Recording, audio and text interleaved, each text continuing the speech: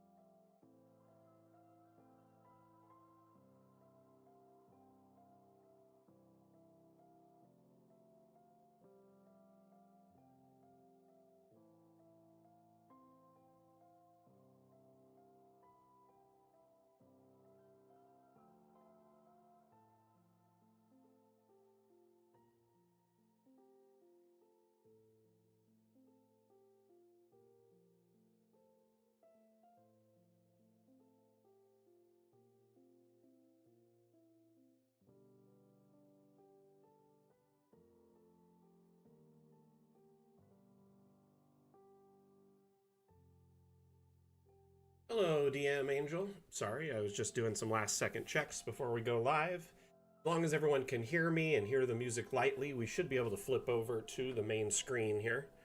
Sorry for any delays. My DA crashed right as I went live, so I had to restart it. We got a feed. Here. Welcome back, one and all, to the Damn Challenge. My name is Mac.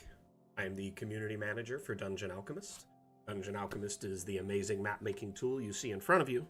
It is available on Steam for a one-time purchase for a lifetime license, including all future updates from our Kickstarter stretch goals. Additionally, we offer a free demo that is about 7 gigs, allows you to try before you buy. Being able to kind of check it out on your system, see how it runs.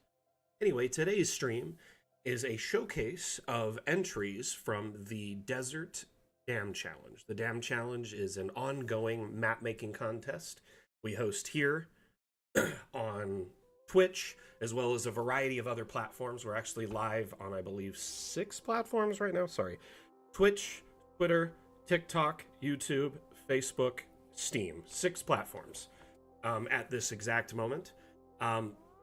So I am watching chat feeds on pretty much all of them. I don't have Steam yet for some reason.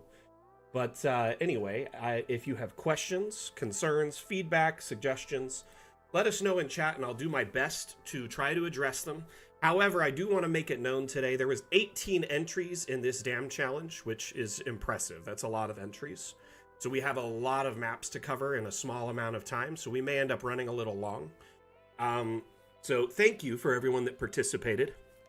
Yeah, I just got Steam up myself. Thank you, Atlam. I really appreciate everyone that participated in this Dam Challenge, who submitted an entry, as well as everyone here to watch the stream, hang out, and check out these maps, because there's a lot of really cool ones. It was kind of hard for me to pick a winner. Hey, Moose, how you doing? Steam does have a live function, Chris, so I can stream right to our Steam store page. You can see us live right there. Mondu, unfortunately, it's not that type of. It's not dessert. It's desert. There might have been a mix-up.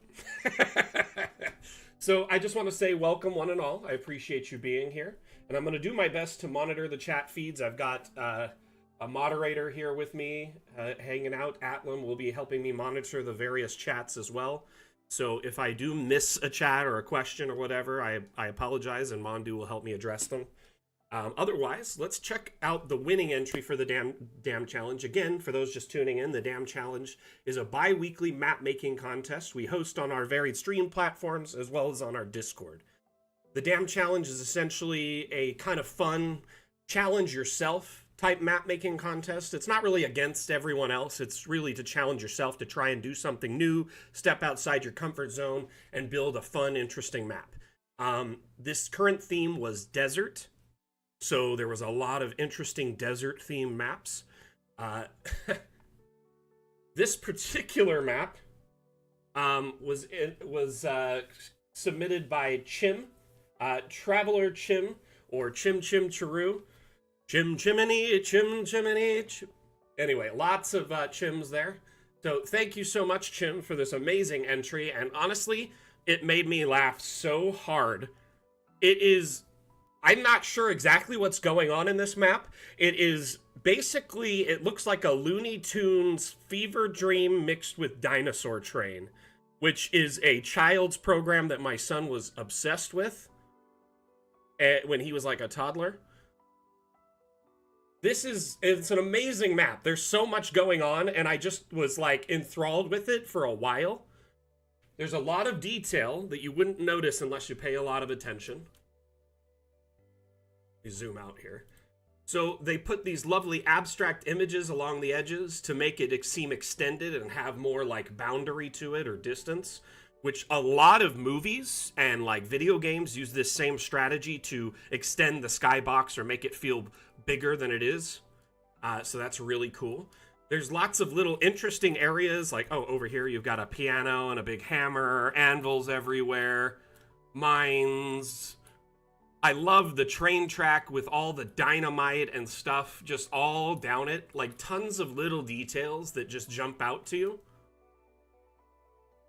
So, Chim, if you are here, I would love to hear your input on this and what was your inspiration. I kind of feel like it's based on the, like, Wile E. Coyote with the Roadrunner kind of thing going on, but then I'm not sure what the dinosaurs are about.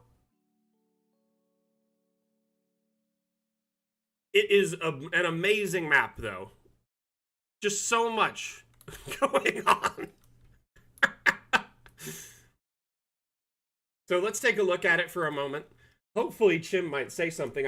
I don't know if they're watching or not. But anyway, so if anyone has any questions about the map, feel free to ask and I will do my best.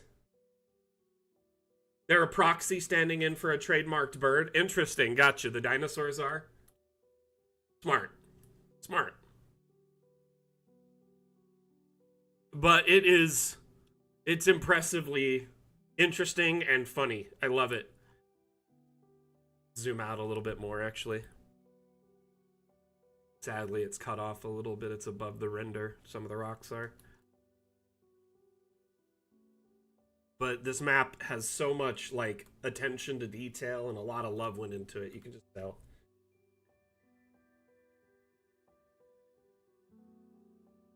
Hey, Primal, how you doing?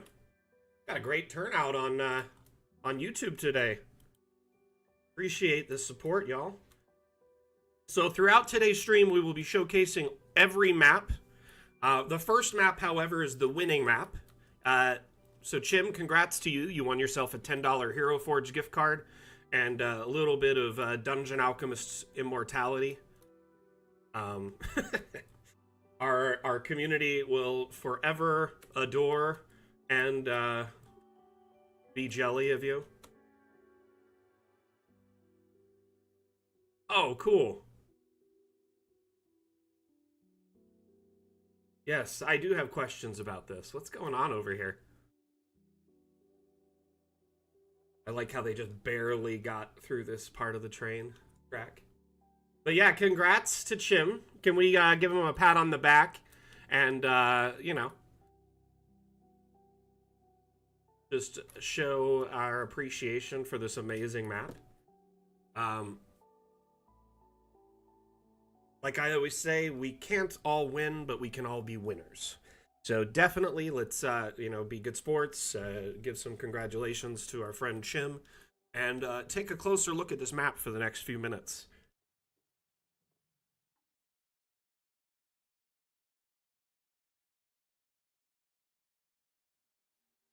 So, Sabka, I think desert is a loose interpretation of how much desert you might have experienced in your life, too.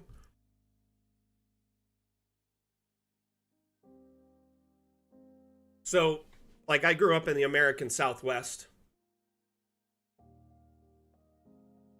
And to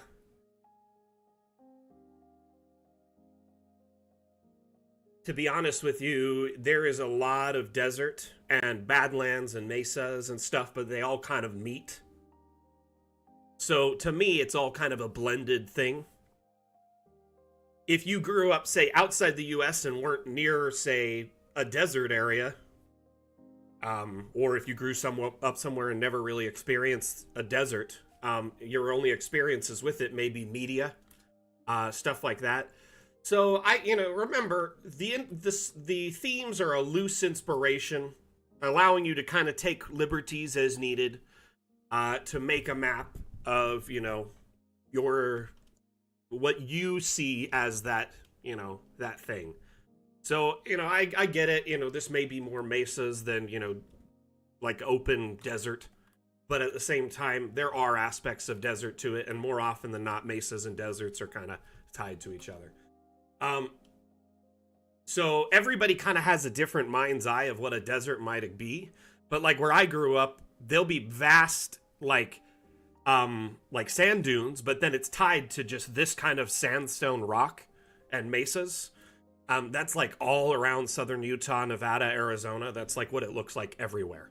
And then there'll be big open areas with just like, kind of like sagebrush and tumbleweeds, and then maybe like an occasional creek, but it's just like, kind of like desert-ishy kind of dirt. So, I mean, yeah, I can understand people see like, they think maybe just sand dunes, right? But I ultimately, with these contests, it's not about like getting an exact theme right on the money. Remember, a lot of times people will use the theme and kind of have fun with it too, which a lot of times those interesting ones that are off the mark a little bit or a little bit more, let's just say they are kind of funny. And I think that's part of the reason this one really got me, is how funny it is. It's really got a lot of life to it, a lot of detail. It probably took forever to put these dynamites all along this train track.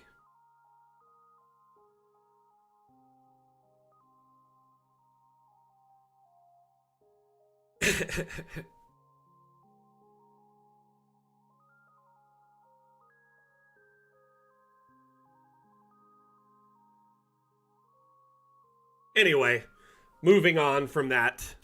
This is an amazing entry. I love looking at it at night, too. Looks really cool.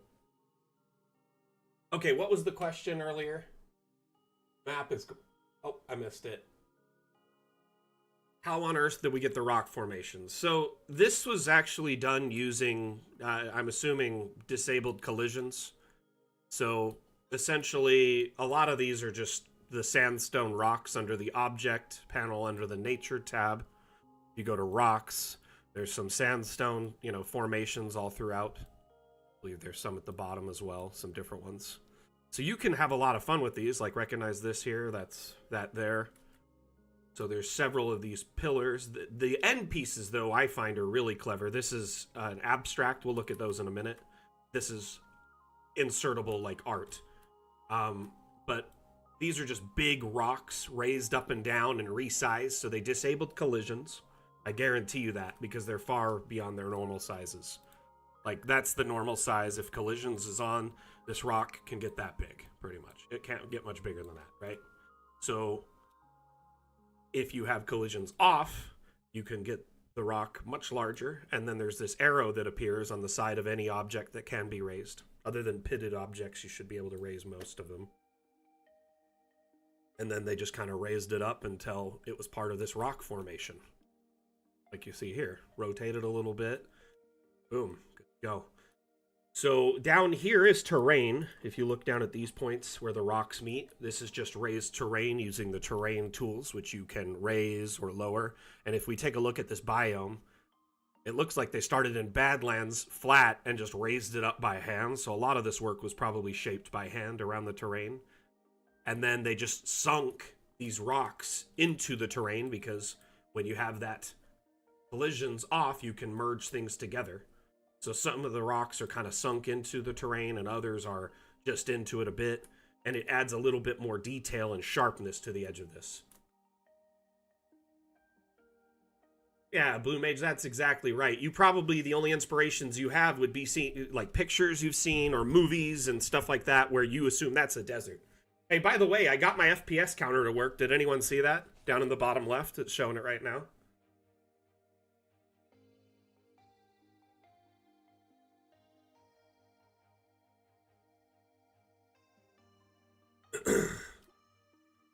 There was one other area where the overlay had to be enabled, and it was disabled specifically on DA, so I had to, like, enable it and fix it.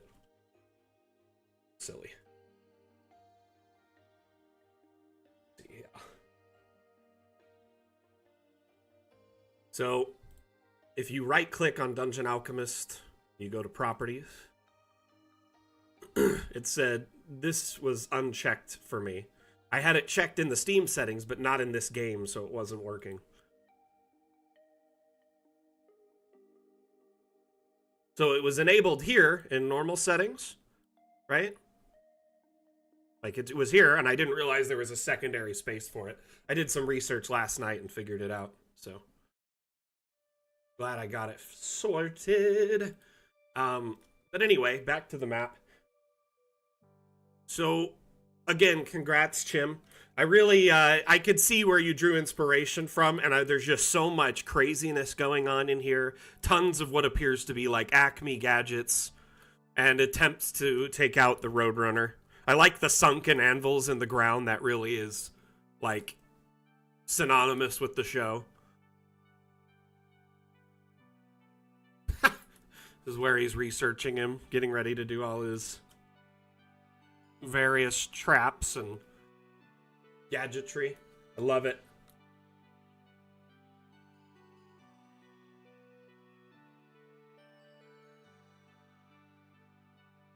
Weird.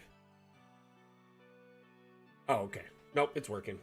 I thought my stream feed just froze. Hey, I didn't notice this person followed earlier, so I'm just going to shout them out right now. Sorry about that. Just Color Me Pink. Thank you for the follow. About 10-15 minutes ago, and I apologize again for not noticing it right away. My bad. I really need to, like, enable notifications for that, but I found when I had those on and, like, a thing would come on the screen and there'd be, like, sound, people would abuse it and, like, unfollow, follow just so they could, like, shout themselves out, and I kind of find them distracting, and it really, like, messes with my, like, head hearing, like, constant notifications. So, like, I can't deal with the excessive noise, so I ended up not really liking that. So I apologize. Okay, so these images here, these are not stock. This is an abstract. So let's talk about that. Abstracts are located in the object panel, and if you go to this icon right here, this kind of like infinite triangle thing here, in here, you will have a bunch, well, depending on if you've downloaded anything labeled as abstract. So these are downloaded objects, but the stock abstracts are the green objects. So if you look at these green panels, I'm assuming they likely used a really big image. How was that done?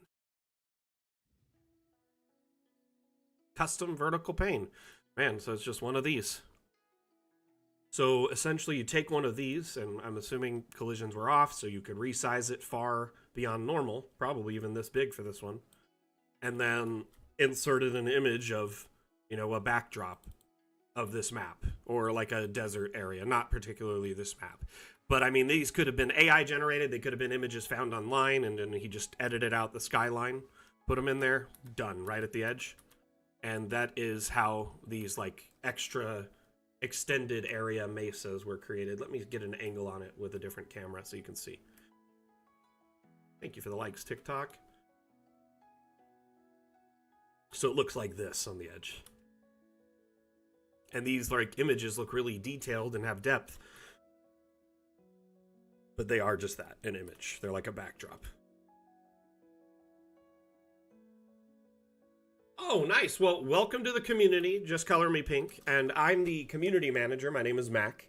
If you have any questions during the stream, feel free to ask. I'll do my best to address them. During today's stream, we're kind of in a rapid mode showing all the maps from the contest. But we do try to, like, address everyone's questions when we can, if possible.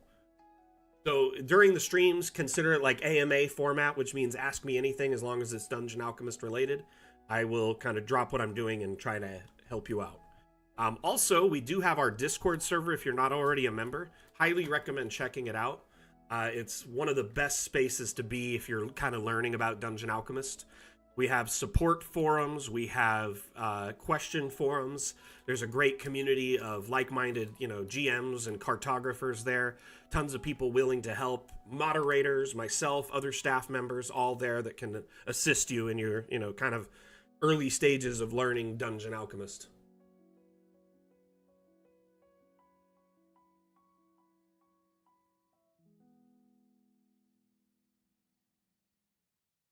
To be honest with you, these are just a flat image. They could technically have used the rocks on the edge and done a similar thing and they'd been more 3D to them. But unfortunately, it's really hard to get beyond like the boundaries of the map. As you start going out beyond this actual edge, you can't really put objects and stuff out here. It like has to touch the edge of the map. So even with collisions off, it gets a little struggle bus to do that. So like I have collisions off right now. I should be able to move this, but it's like there's no map out there. But to be honest with you, that is a great suggestion. Who knows, with time that might be something we could offer. But as you see here, I could put like a rock on the edge and it makes it feel a lot more like distinct. But that's probably part of the reason they didn't do it, because it interfered with this base over here. Because there's really only, like, it has to be so far in before it works. Anyway, very good map, Chim. I appreciate the build. Love it a lot. We're going to have to move on, unfortunately, with the amount of entries we have today. We got to zip through. The other ones are only going to get about 5 minutes each at this point. So, congratulations, Chim. I will reach out to you between now and Monday afternoon through DM on Discord to send you your gift card for Hero Forge. So look forward to that. Also, there will be an announcement in our Damn Challenge Discord channel that, announces Chim as the winner, but also details the information of the upcoming challenge, when the due date is, what the theme is. So we need to decide a theme throughout today's stream. I guess we should jump on that early while, because we will be busy today. Let's jump right into the first map.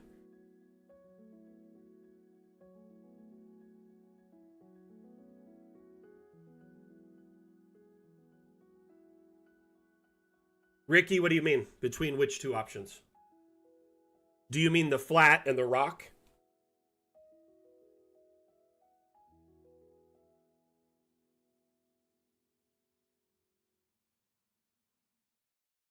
Oh, hold on one second. How are you? Did you go bath? Celebrity puppy. So, I mean, the flat images, it really depends on how big the image is. If the image is like a megabyte, that's only adding that much to the map. But if it's a 10 megabyte image, it's adding far more to the map than what our stock assets would. These rocks are all stock. But the problem is, you would probably have to extend the map a little bit beyond the boundaries in this particular case, where the edge is got like a little base on it. Then you could put the rocks and make it feel more deep. Does that make sense? Add a little bit more depth to it. So this is Seymour. He's my baby boy. No, he's a cute little pupper. And he loves to come visit during the stream. He gets his bath on Saturdays. Deputy community manager, right? Mm-hmm.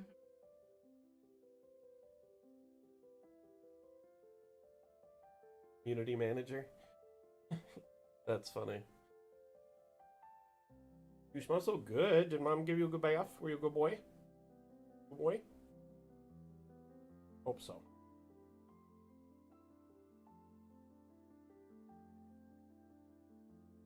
We do call him Deputy Dog sometimes,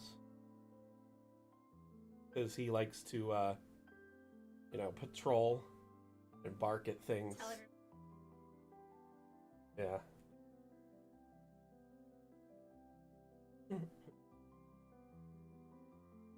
a furrito, as we call it around these parts. He's good. He's very good. He just had a bath, and so he's a little chilly right now, but other than that, he... Wait. Come on.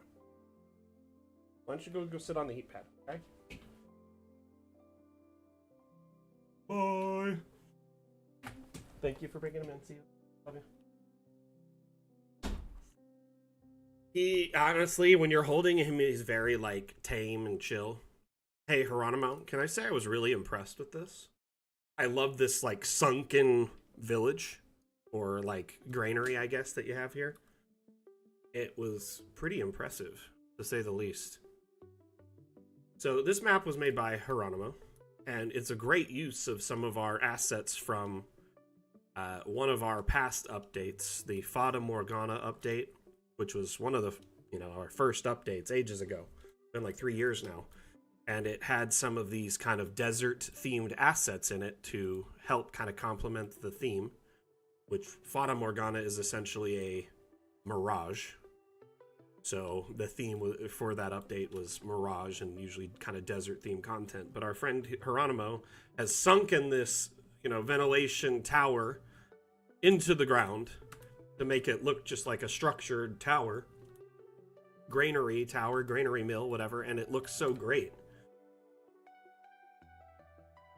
Did you like draw out a structure for this to like a pit or something to get it so uniform in carving? Because I know you placed all the walls by hand.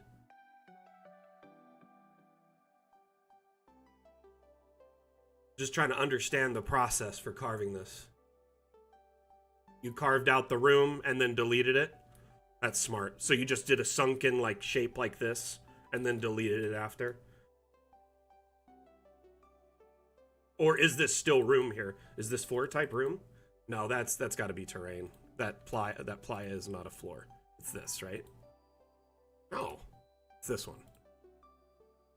That's it. That's really cool. Brilliant, my friend. Really brilliantly done. You always come up with these clever ideas. Really challenging the notion.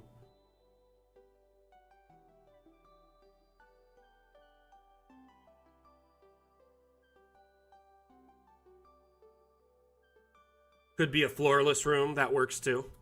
That works too. I always forget that's an option now. So when you draw a room now, you can make it have no like objects, walls, or floors. So our friend here could just draw this whole shape across the map and essentially make like a trench through the entire map that is like a very uniform shape for the most part. Then all you have to do is bring in the terrain tool after. And I'm assuming you kind of like flattened it to the edge and it raised it up and made it sharp to it. And then you put all these nice little additions in by hand, which I'm sure was a lot of work, but darn are they cool. Clay roof, right? That's, who made that? Is that one of Swedish cooks?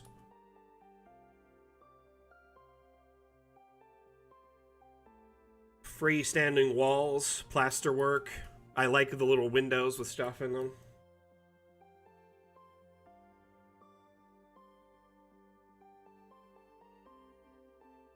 I really like this map a lot. I think you did a great job. Yours was definitely one of the top contenders for the winner. I like this granary room. Well done. Well done. I know it's kind of hard to work around the granary wheel sometimes, and you really optimize the space.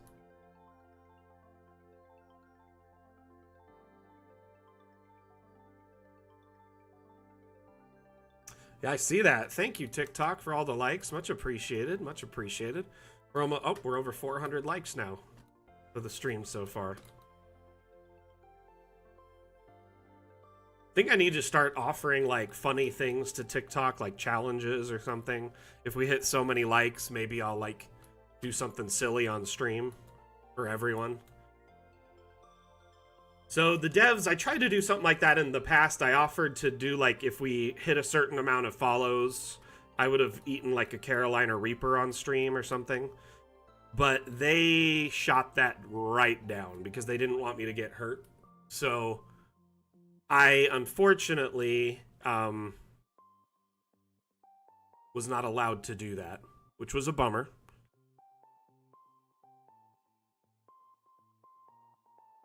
Oh, you do have windows. So this bottom floor, is this walled with just regular walls, and then you put the second level is by hand?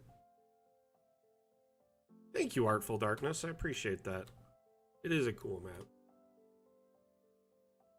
That's smart. Very smart. So you did floorless rooms with walls and windows, and then put an extra set of walls above. Ah, and those are the wooden arches to make custom windows. Smart. And then those little pop-outs, the Adobe pop-outs, are kind of mixed in. Love it. Brilliantly done. Really smart work. This is actually like one of the first times I've seen a sunken city. So I appreciate this concept. Chris, so those are actually just kind of makeshift windows. They were made by hand. So our friend Harano has just kind of stacked the like half walls and walls around this really cleverly, right? This is just a wooden arch. So, or a support beam, like for a mine shaft, you know?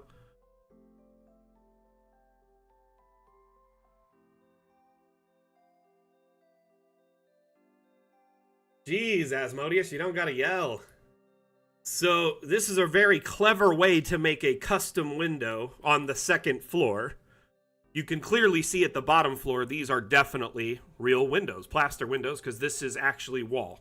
So our friend Harano essentially made this whole sunken track, but as a room, a single room, but it has walls and windows, doors occasionally, but probably didn't generate it with that, and no floors. So you can put in natural dirt floor there on the bottom, but around the outside, there's doors and walls and stuff. The second floor, though, is, of course, done by hand. So these are just freestanding walls, which you can find under objects, structural freestanding walls. Every single wall in this wall menu has a counterpart that is a freestanding object. If you disable collisions, you can raise it up and down. You can resize it far above or below normal sizes. Very cool. I would love to spend more time here, but unfortunately we cannot, my friend. So thank you so much for this amazing map. I really appreciate the work and effort you put into it. Here, let's pull this top off and look inside at this beautiful room before we go. Another beautiful aspect of the design. Little tea room.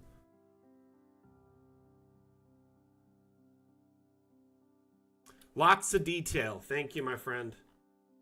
As always, your work is phenomenal and appreciated. Okay, moving on to the next map, because we don't have a lot of time. Look at all those maps.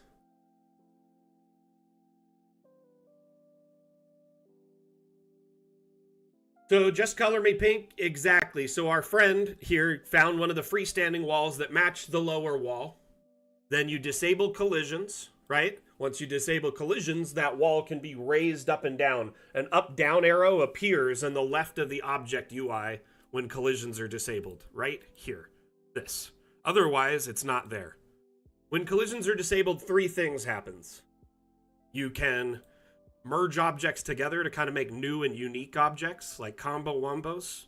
So rocks, formations, that's a great way to make custom ones. Stuff like that. You can make them far smaller or larger than normal. And you can raise them up and down. All of that's enabled when you disable collision. So, what's the phrase y'all say?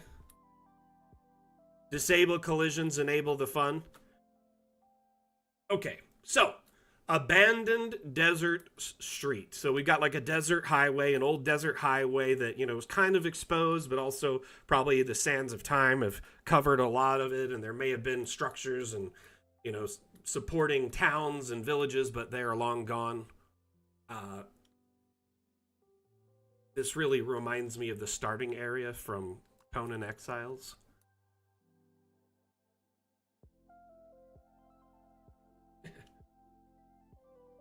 So one thing I really liked was this over here, though, this little treasure hoard. And this kind of gave me the vibes of that, like, treasure pit or whatever in Aladdin. What is it called? But there's like the the tiger statue in the desert, and you like it gives you the riddles and you can go inside.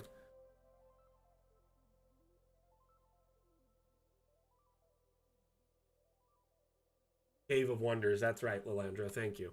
Cave of Wonders. Sorry, I haven't watched Aladdin in a few years, so I appreciate it. But it looks like this leads to an actual Cave of Wonders. It is 100% inspired by Aladdin. I kind of figured that's where you were going, and I saw a carpet in here. Did you know, just going to throw this out there to y'all, we do actually have a magic carpet.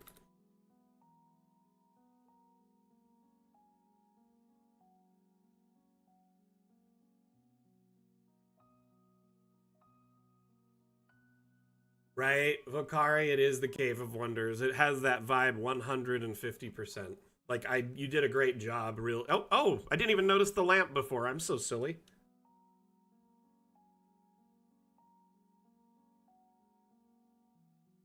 "10,000 years in the Cave of Wonders ought to chill him out." Man, I do remember watching that movie as a kid quite a bit and playing the video game quite a bit. Very cool.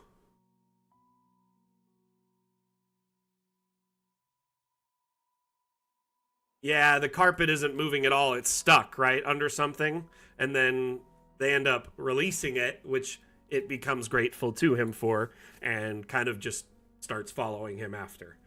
Because Aladdin's, kindness, just innate kindness, caused the carpet to just be his friend forever.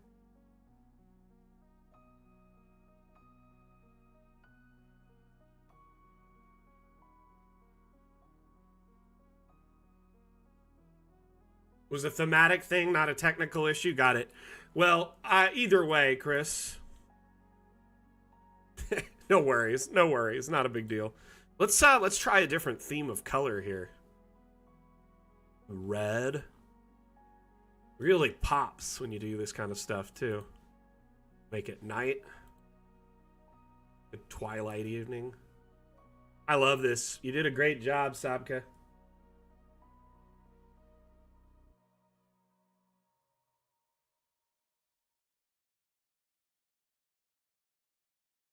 Hey, Bane, how are you? How long you been lurking back there?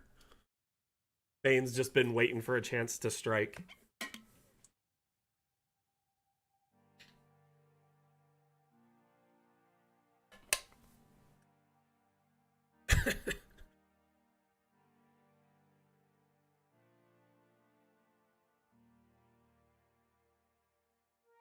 Honestly, I just like seeing how you can make a map dramatically change by adjusting this lighting, right? Like, that's the stock kind of like normal daytime lighting, right? But if you start playing with these filters, it makes the map feel so different. And it's just fun with some maps, especially to just see what they would look like this way.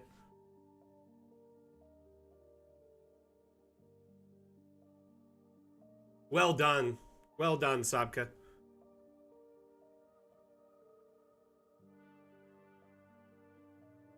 Okay, next map.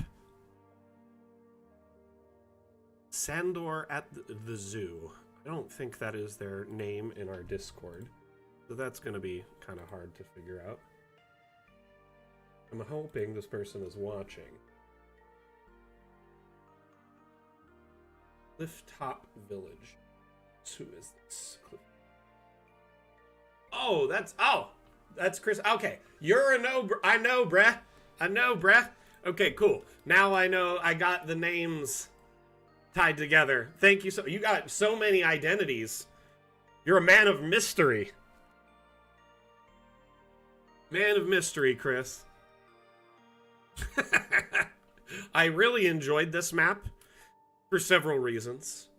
One thing I liked is this little path you made between all the, like, to homes. This, like, sandstone pathways that you put into by hand, which I'm sure took some time. Supplemented with these little terrain and, segments. An identity crisis or two. It's cool. Not everyone on the internet is like a content creator trying to uniform all their like names across everything, like like a static branding image across all like platforms. And so you may have a different username on Steam, or when you game it's a different username than when you're on YouTube or other, you know, social network stuff. So I get it. Everybody's not necessarily like doing like cross branding of the same username.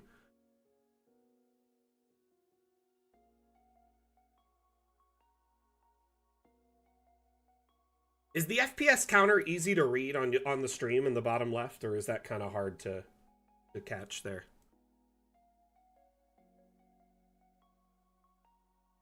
But these canyons really add a lot of depth and verticality to the map, right? And then, like I said, you got these lovely little pathways. That was my favorite part, how everything was so connected. Because a lot of people tend to dislike how it's hard to connect spaces when they're like raised on canyons or at different levels from each other or heights. And this was well done.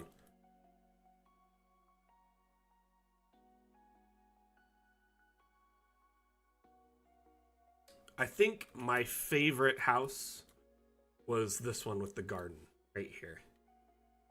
I just liked that there was so much green in the desert.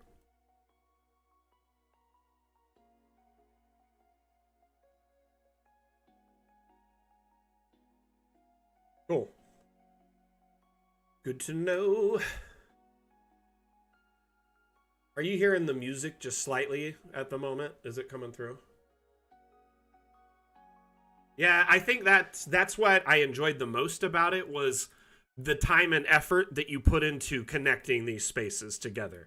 Because I know by default it's not really that great, and so I could see a lot of effort went into this. Like there's several rocks in each section, you know?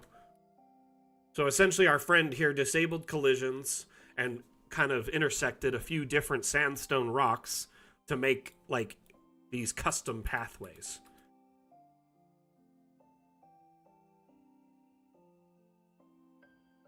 Yeah, that's where I like the music, is in the background. It needs to be like, and this is just streaming 101 for anyone wanting to start streaming yourself.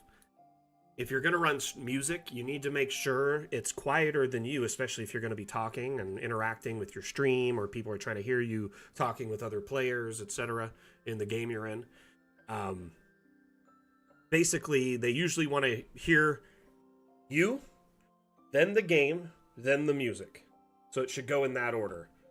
Essentially, you are the top sound. You're usually in the top 60 or higher percentile of, you know, volume, your voice. Then behind that should be game volume. Dungeon Alchemist doesn't have game volume, so that's whatever. But if you're playing another game, let's say you're playing, you know, Call of Duty or Fortnite, that obviously has in-game, you know, audio and sometimes music too. So you essentially will have to kind of balance that and have it at just about a third under your mic. And then below that would be music. And it's the lowest volume. You want it nice and polite in the background.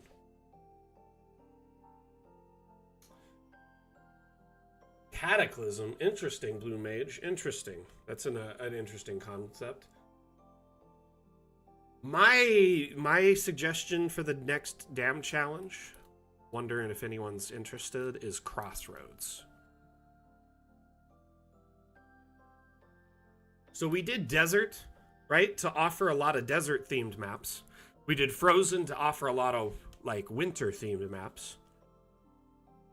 I think we've really hammered out some, like, interesting thematic maps that really tried to get a lot of these stylized, you know, concepted maps on the workshop, but I wanted to do a theme that wasn't so much like a time of year or a specific place. Crossroads could be anywhere, any biome, you know what I mean? So it's not necessarily limited to one or another. Volkari asks, Mac, do you know how the multi-level impact terrain building for the maps? Or would it only impact buildings? What do you mean by that, my friend? You know, Chris, that's possible. I don't really remember anymore. So, Volkari asks, do you know how the multi-level will impact terrain building for the maps, or will it only impact buildings? So you'll still have access to the terrain tools and be able to raise them up and down and do stuff like that. So that won't be impacted or changed. And you'll still be able to raise buildings up or down before you generate them, right? Like you can now. So your starting floor will be at the place you determine, correct? Now that being said,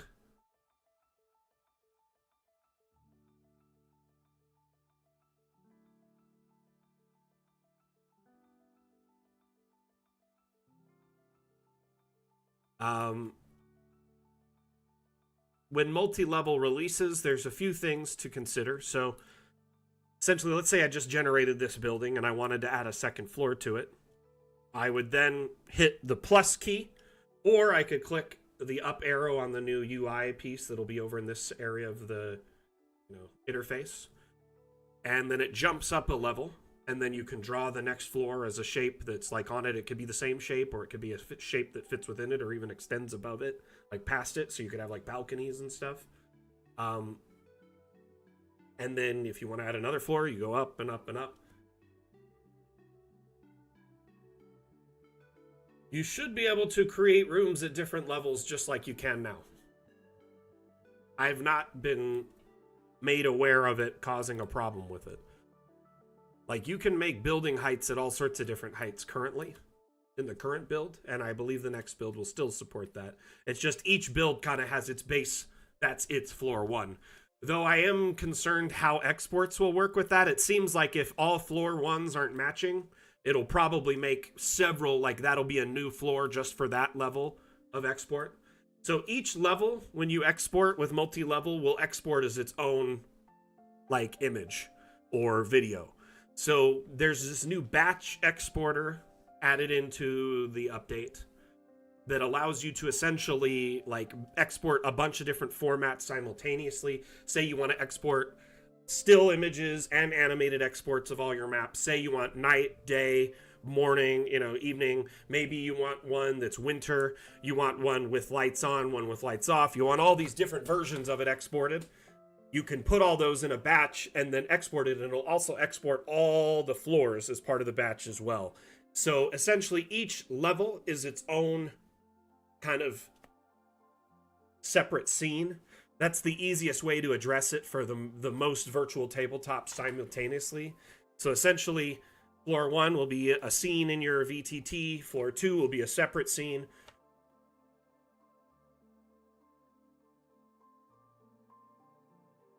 As far as multi-level caves are concerned, Chris, I do know that they're working with like building underground and they're kind of testing that kind of stuff.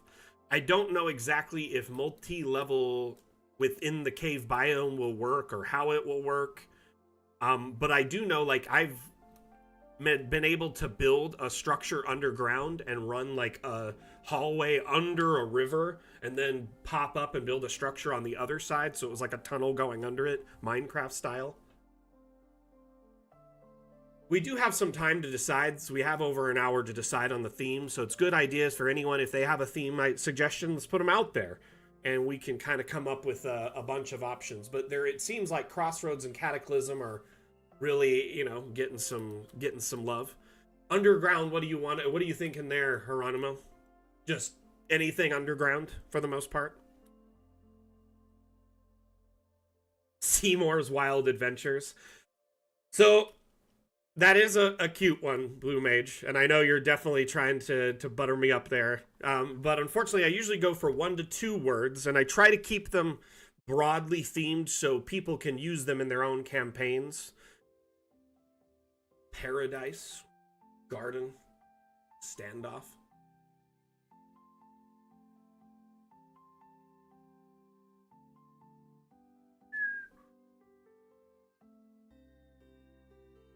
The multi-level stuff, like, there's still a lot of work being done with it, but I can assure you that the work being done is impressively cool. A lot of stuff's being done in the background to really make this update, like, amazing. Tons of new objects, object states, tons of new ways to interact with objects, and then, of course, multi-level and roofing, one of the most requested features our community has ever asked for. Neutral, underground, sewers, mines, etc. I mean, I could dig that too. Is anyone else up for underground? I like to give every suggestion a chance to shine.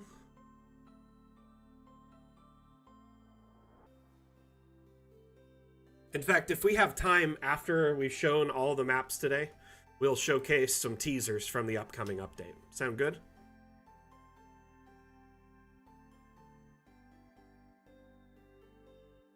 Okay, let's get into Rev's map.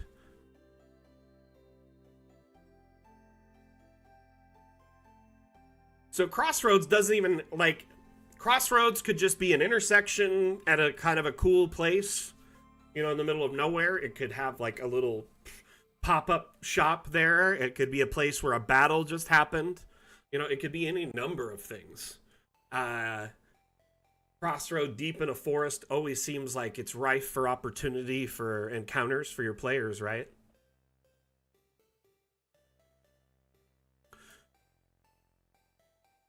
But I do worry that Crossroads might get a lot of maps that are similar in style. So I'm open to other suggestions. I do like Cataclysm.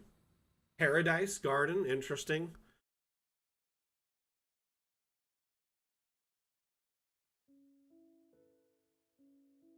So when you are saying Paradise Asmodeus, you mean it in the biblical sense.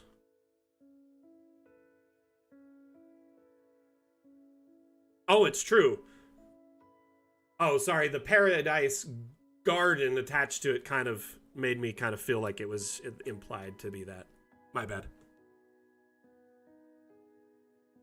I like this oasis in the center.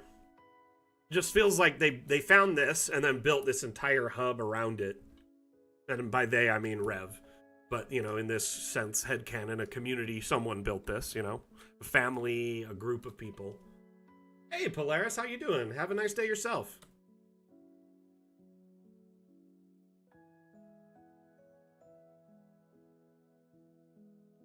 How many viewers do we have on YouTube at the moment?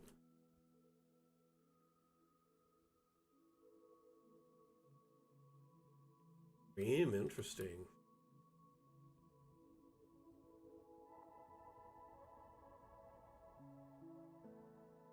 Dream, dream, dream, dream, dream, dream, dream, dream. So, whenever my mom tries to make fun of like modern music or music when I was a kid, I'd always pull up songs from her youth that were like, they'd say one word over and over and over again, or like repeat one phrase like 100 times and that was the whole song. And then the song was like 3 chords. And I'm like, you know, music was a lot more easy to impress when all you had to do was say one word over and over again and repeat the same 3 chords. And she'd always get upset at me. Like, I love oldies, I really do, but it is an interesting point to make. Because a lot of older music, they would literally just say the same thing over and over and over again.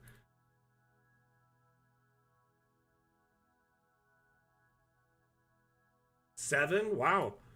It's a good day for YouTube. Honestly, like, I'm glad that we're growing on all platforms. Like, no, here's the thing. We have people on all platforms we're watching right now, right?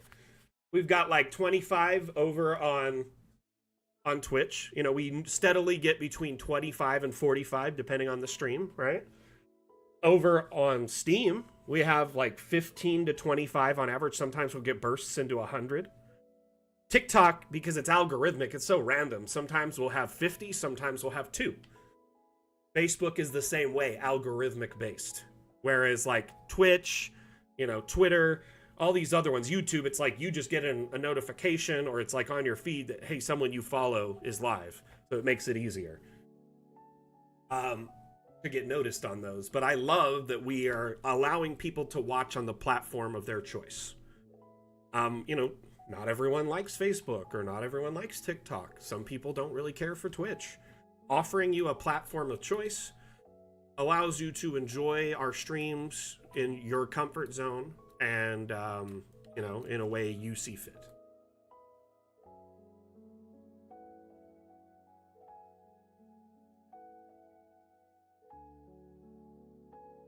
Yeah, we've done Dream before. The thing is we're starting to get to a point. We've done like, what, 60 plus dam challenges now, maybe more. So we're going to start getting to like repeat themes on accident. I know that would have probably been ideal doing as the last theme, seeing as how we're ending right before, you know, Valentine's Day. Another vote in for Chaos or Cataclysm. Hey, Dyson, how are you? Ooh, love this kitchen. Well-stocked kitchen. Lots of little areas, a nice little meat pantry.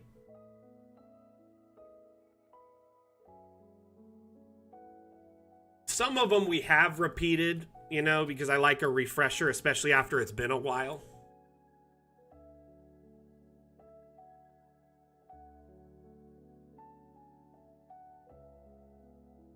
It does have some RuneScape vibes to it, doesn't it? Rev, if you're here, my friend, you did a great job on this. I know Rev works while he's watching sometimes, so he's sometimes lurking. So I'm sorry if you missed us showcasing your map, my friend, but it is really, really well done. The courtyard, the entry space, is like one of my favorites. I love the oasis. And then just how well designed everything is. You got a lot going on. The space is really optimized. It looks like a nice compound, you know what I mean? Great use of the yakchal.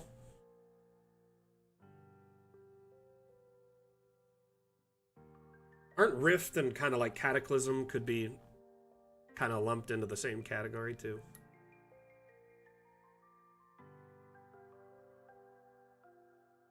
Yeah, there is bound to be some overlap. And, you know, early on, we didn't really keep good track of the themes. And there wasn't Steam Workshop, so there wasn't a great way to categorize and catalog all the entries. Like, there's the Discord that goes back till the beginning, you know, of the Discord channel. But we even did the damn challenge before that, just on stream. Before we started announcing it in Discord and it got heckin' organized. Before it kind of blew up into this thing it is now. Early on, it was just for fun. You know, we just were streaming one day. Let's like, oh, let's have a map making contest. Let's make it this. And then it just kind of kept going. The devs loved it. And they're like, we need to keep doing this. So essentially, we have covered lots of themes, but some have been like, they're not documented and out there. And some of the maps pre-Steam Workshop are part of, you know, the collection, and some aren't. Because some of the creators are still a part of our community and uploaded them.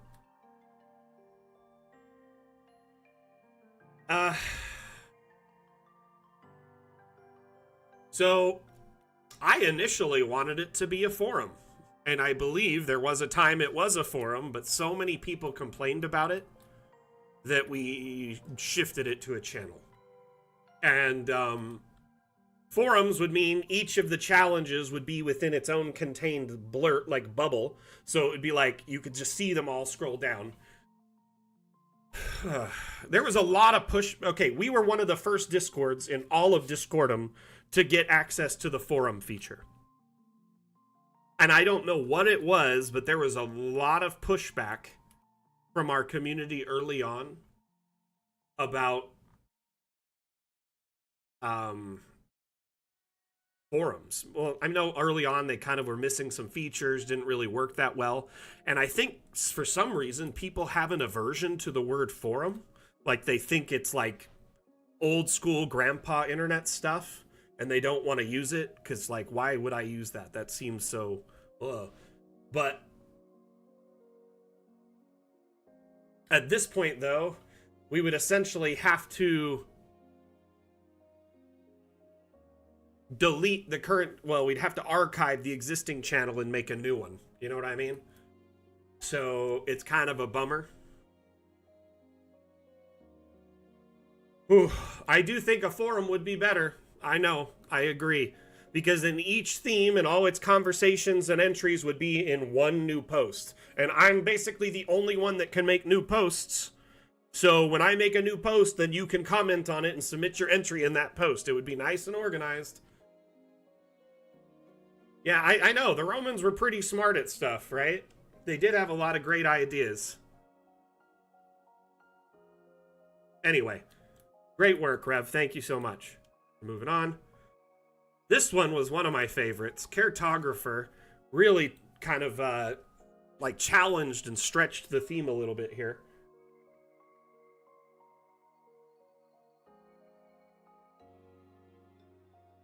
Nah, Dyson, I wouldn't want to do that. We'd just probably archive the old one so it's still accessible. But the new one would be where everything is from now on, so it'd be even more organized. Oh man, when we converted support into forums and questions into forums, I get nightmares about it still.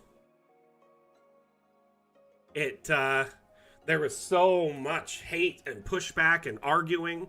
We still occasionally will get someone who comes in and refuses to use the forums and like can you please put this, question in the question forum or the support ticket in the support forum so we can dive into this further and assist you more,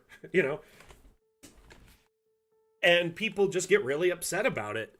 I don't know why. Like, we were just trying to keep our community more organized and easier to, like, assist people. Yeah, the extra dimensional assets, like, mixed into the regular structures really are awesome in this map. But the lighting and kind of... whatever these are, clouds, and what is this? This pie thing on the edge? To kind of blot out the edge of the map to make it feel less... square.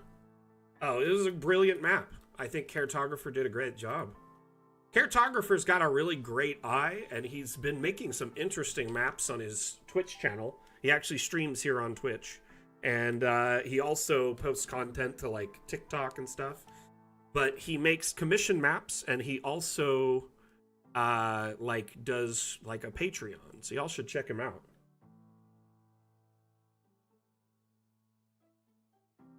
But, I mean, it's just like dirt here on the edge, and it really just cuts off the edge of the map if you look at it, right? It's not so much square anymore.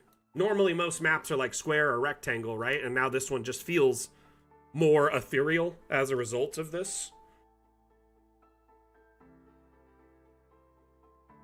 The extra dimensional assets also don't get a lot of use. So I'm glad that they're in use here. My favorite is it on the staircase. Because it's like, it just made the staircase look even better. It's like on top of the regular staircase. Isn't that cool? Love it. Yeah, blueprints. Yeah, the extra dimensional maps, like if you use the room type, it's great for making blueprints. If you do it on the, like the dark parchment background. Okay, let's open the next map. We got a whole lot of maps to check out. Oh, I know this map. So the Highland last shared this map, and this is actually a map she shared in the past, so it's a resubmit, but it's an amazing map. It is Petra. So if you're familiar with the Petra temple in Jordan, you might be familiar with it from Indiana Jones in the search for the Holy Grail. Yep. It's at the end of the movie, that big structure they go into that's deep in the canyon. So this is loosely based off of that, and it's a beautiful build. This one she did some time ago, actually, so I'm wondering if she added any touch-ups to it. Are you here, Highland Lass? It does not look like it. But she made this some time ago and then has done variations of it. I'm glad that she submitted it for this, because it's a beautiful map. It does deserve recognition.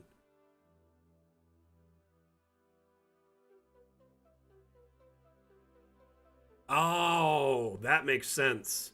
So she kind of built it with like just dirt or something instead of desert. It's nice though. It's a very beautiful map. Let's check out the inside really quick before we have to leave into a new map. Let's take this bard for a walk.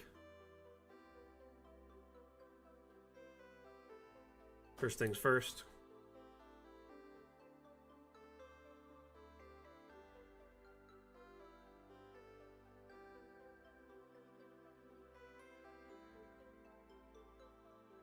Actually, it's in a different movie. So the arc is in a different movie than the movie that I'm talking about. It's the movie that I'm talking about is when him and his dad, Sean Connery, are looking for the Holy Grail. So his dad was a Grail obsessed nut and had like his journal and had been looking for it his whole life, even to the point of neglecting his son. Hey, Jack. Hope you're well, brother.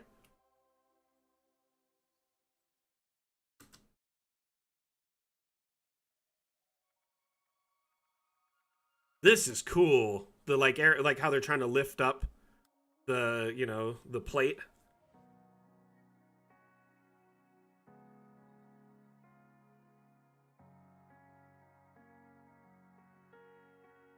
Are you sure he got him the dog? He seemed indifferent about the dog. It's very possible he got the dog himself.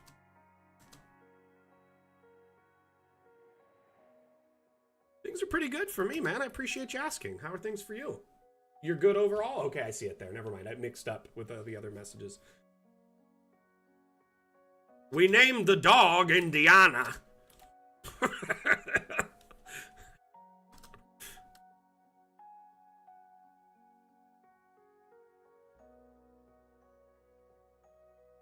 In the Hebrew Bible, Jehovah's spelled with an I.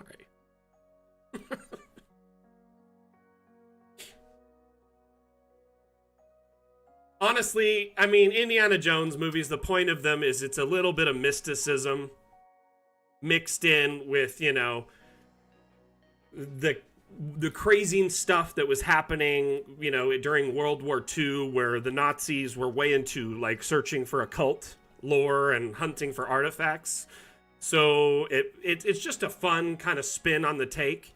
And there was always this air of mystery that it could be possibly really advanced technology or something magical. I mean, well, it was Asimov, you know, any you know, technology that's beyond our understanding is you know different than magic, right? So I do think in the sense of like Indiana Jones, ultimately the whole time they were probably finding like advanced civilization artifacts, alien artifacts, right? And these alien artifacts were in most cases seemingly magical to humans because they don't understand how they work or whatever, right? You know, I did play it a little bit when it first came out through Game Pass, but my Game Pass lapsed, so I haven't really had a chance to play it. Kind of been not really gaming as much lately. The only game I've been playing lately is Zomboid.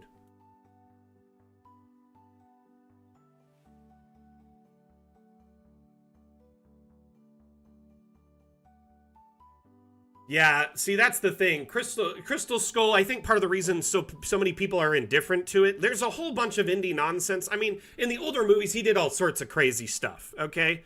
Like, I can deal with him surviving a nuclear blast in a fridge because there's all sorts of crazy indie nonsense, okay? Like, quite literally, he fell from a plane many thousands of feet in the sky and used an inflatable raft as a makeshift parachute, landed on a cliff of ice, went all the way down to the bottom and survived. We're okay with that. That's totally inside the realm of possibility. You know, it's just, I think when we were younger, it was easier to accept those things as like, because it was fun. And like, honestly, I don't take the films too seriously, but my biggest gripe with Crystal Skull is they took away the mystery that it was aliens or some advanced society. It was always like, it probably is, but we don't know for sure. But then it's like, oh, it definitely is. Does that make sense? I don't mean to spoil y'all. It's 20 years old at this point. They've literally made another Indiana Jones movie. Like, they will never let that guy retire.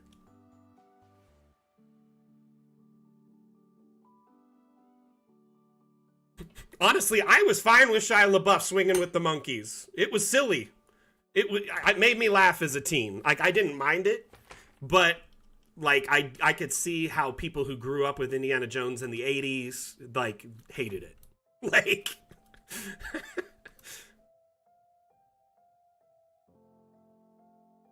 But that's the whole point of like Indiana Jones. It always had that feel of like slapstick adventure to it. Like always did. It never really took itself too seriously, and it's told through the lens of him writing down his own stories. So he likely exaggerated it to a, you know, like to a T to make himself sound cooler. You know, I mean, archaeology sounds pretty boring, like most of the time. You're just digging stuff up. But Indiana Jones archaeology, he's fighting Nazis and there's traps and, you know. So anyway, I just think, you know, it's action and fun for what it is. Heck, I even enjoyed the Dial of Destiny because I'm just a fan of Indiana Jones. I'm not going to complain about the silly, that doesn't make any sense, because the whole thing doesn't make any sense. Okay? Which one? Primal asked something. Primal, locking is something not currently available, unfortunately. In order to get around that, you're going to have to use order of operations. So you'll probably want to place the smaller object, then the bigger object. Does that make sense? That way you kind of have more control. Unfortunately, nothing we can do about it right now. I have brought this up to the devs, and a lot of people want this. There is an upvote for it. One thing the devs are kind of adamant against is adding extra, like, object UI. They don't want to add more things to this. In my opinion, if they just added, like, a lock icon here or there, you lock the item, it's locked, it can't be interfaced with unless maybe you right-click on it or hold left and right-click on it. That way it knows you want to click on and interface with a locked object. Or once you lock an object, maybe you could use the copy object properties and copy this and paste it across the whole map to lock every object, so every object's now in a locked state and won't move, and everything beyond that will. I have suggested this to the devs. There is an upvote for it as well, but unfortunately at this time, the only way to combat it is order of operations. So place the object with the smaller collider first, place the bigger object with the bigger collider next. Be careful when you're using objects from the workshop, because more often than not, their colliders aren't necessarily perfectly matched to the object. So there may be some, you know, bounding box issues where you're like, why can't I go here or put something here?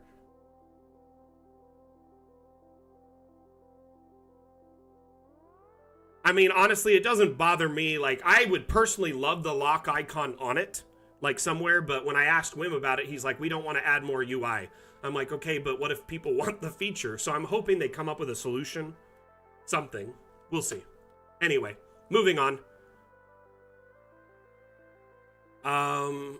Steam Workshop. Sorry, I just had the biggest brain fart. This is another one of my favorite maps. I do think adding some UI to a degree can't be a bad thing in this instance, because it allows for more functionality, and the UI is pretty straightforward when it's like, oh, it's a lock, that's what it does, okay. You know, you're not going to argue with the fact that it locks it. That's pretty straightforward. But that's me.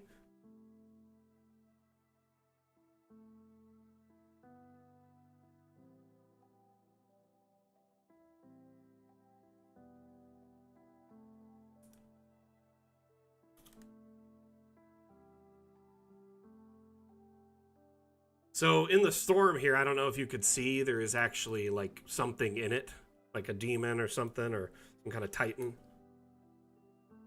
But it's like heading towards this, you know, desert structure, which sandstorms in the desert can be quite brutal.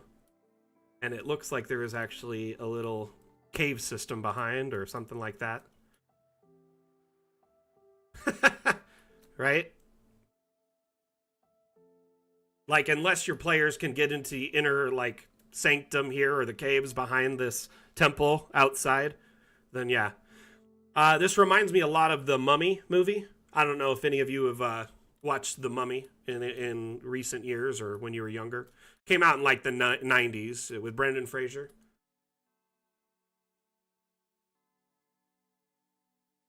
But, basically, there is a big, you know, kind of temple, kind of like base complex outside of the, you know, underground vast burial temple complex. And there's a sandstorm that lurks in, and when the sandstorm comes in, if you're caught in it, you'll get lost, you'll die. You won't be able to breathe unless you're like, you know, in like a sufficient tent or like And you could even become buried in a tent because of so much sand. So it's like it can be very deadly in the space of it, like if a huge sandstorm hits you and you don't have sufficient shelter.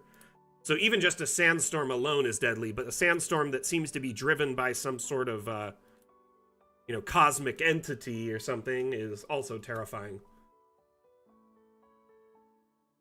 But they have almost this exact look and scenery in The Mummy. Other than like, no, they do actually have a scene where the desert kind of rises up and it's like a demon controlling it. And his like hand reaches out in his mouth. Oh, it was like some early CGI. It was so funny.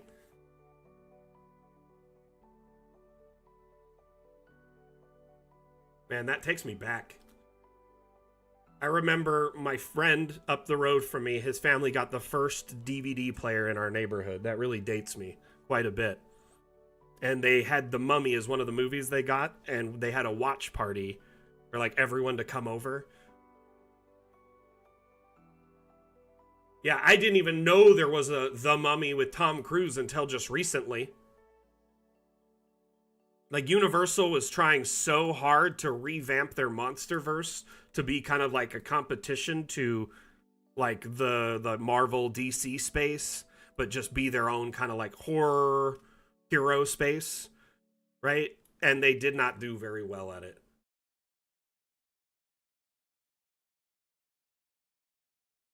They failed miserably at revamping the whole, like, because they had the, like, for years on the ancient, like, silver screen era, they had locked down horror.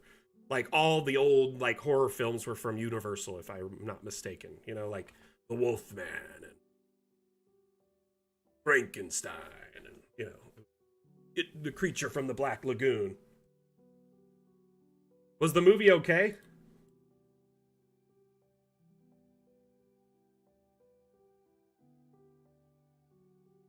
League of, honestly, it's a guilty pleasure of mine. A lot of people hate that movie and love to hate it. I loved it. Really enjoyed it. But it came out in my teens. So I think, like, the headspace you're in, it makes things a little bit easier to enjoy. Like, Creature from the Black Lagoon isn't so scary when you have a heat gun. Man, I should carry my heat gun every time I'm at a lagoon, just in case. They did do Dracula. It was like Renfield or whatever with Nicolas Cage. Bombed. Horrible movie. They had like a Lady Frankenstein or whatever. So Lisa Frankenstein or something. I don't know how that did. I never saw it.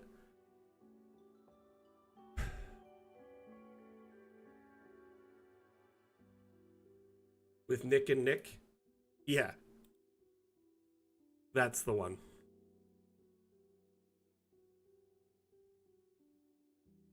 Let's get to this desert trading post by Stacy Rico.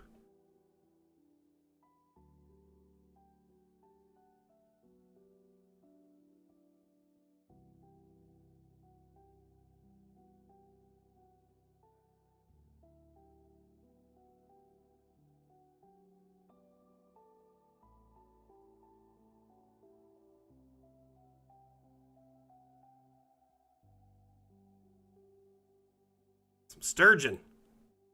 Ha ha!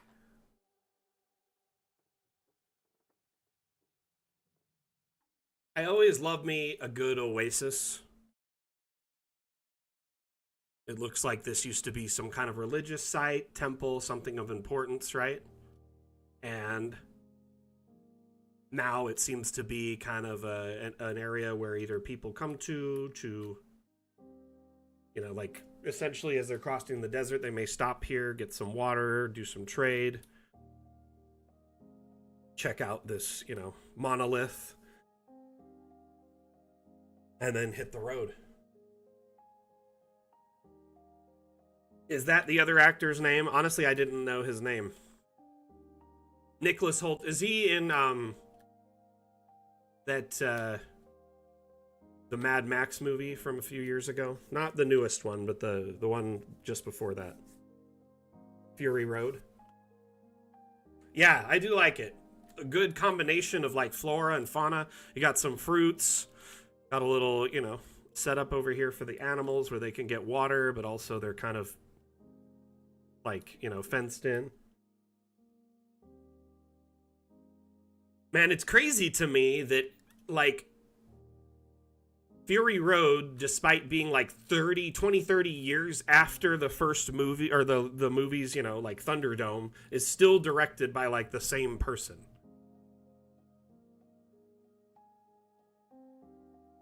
He was I get it, yeah. Like the kid that was like he was like pale and whatever, and one of his like army, one of his fighters. War Boy, that's what it is. War Boy, that's the one.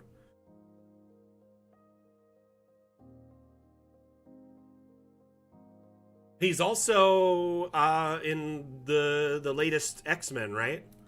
He's Hank.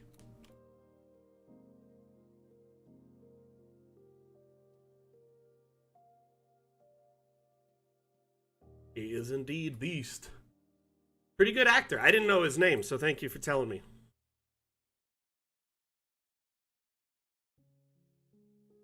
For sure. I mean, it seems like he's got a diverse portfolio.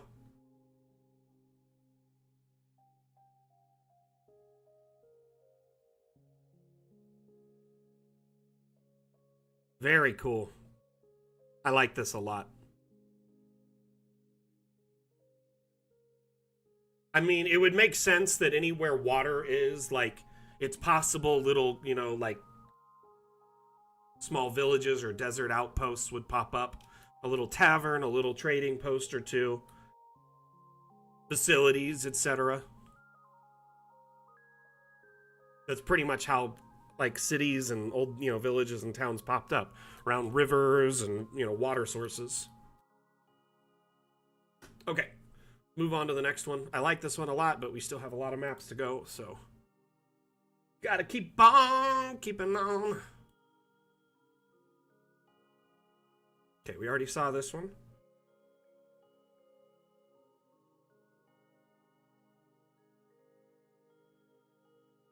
Oh, man.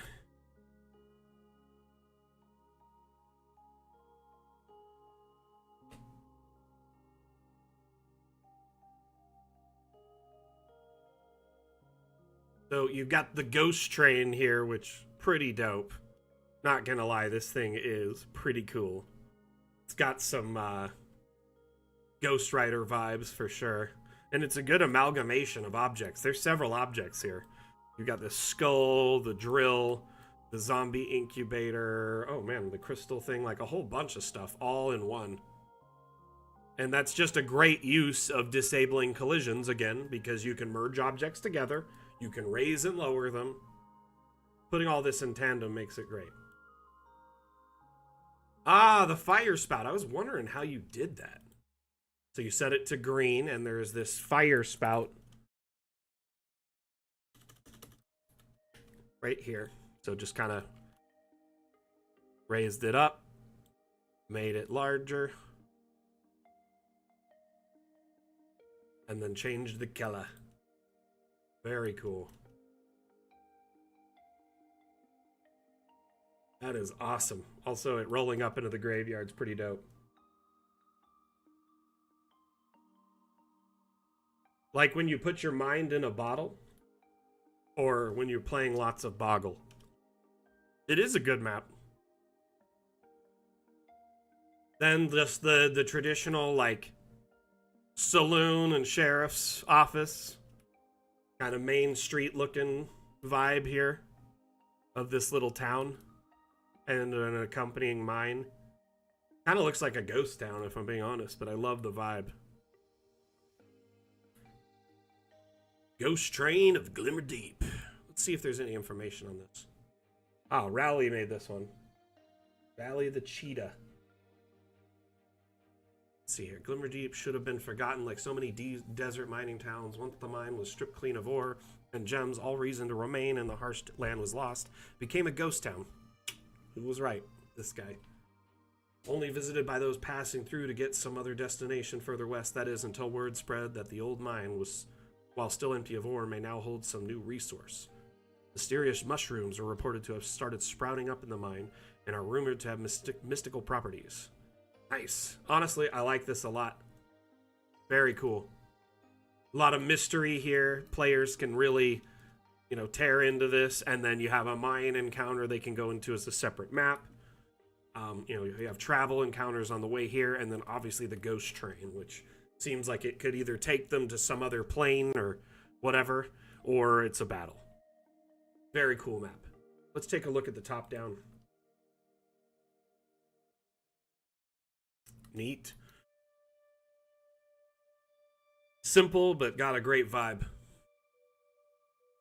I think this right here is my favorite part.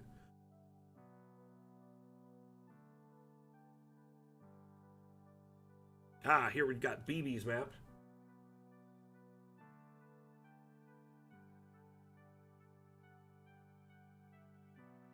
This one also had a Mad Max vibe to it, just gonna say. Other than the, you know, Sarlacc pits. Oh, excuse me.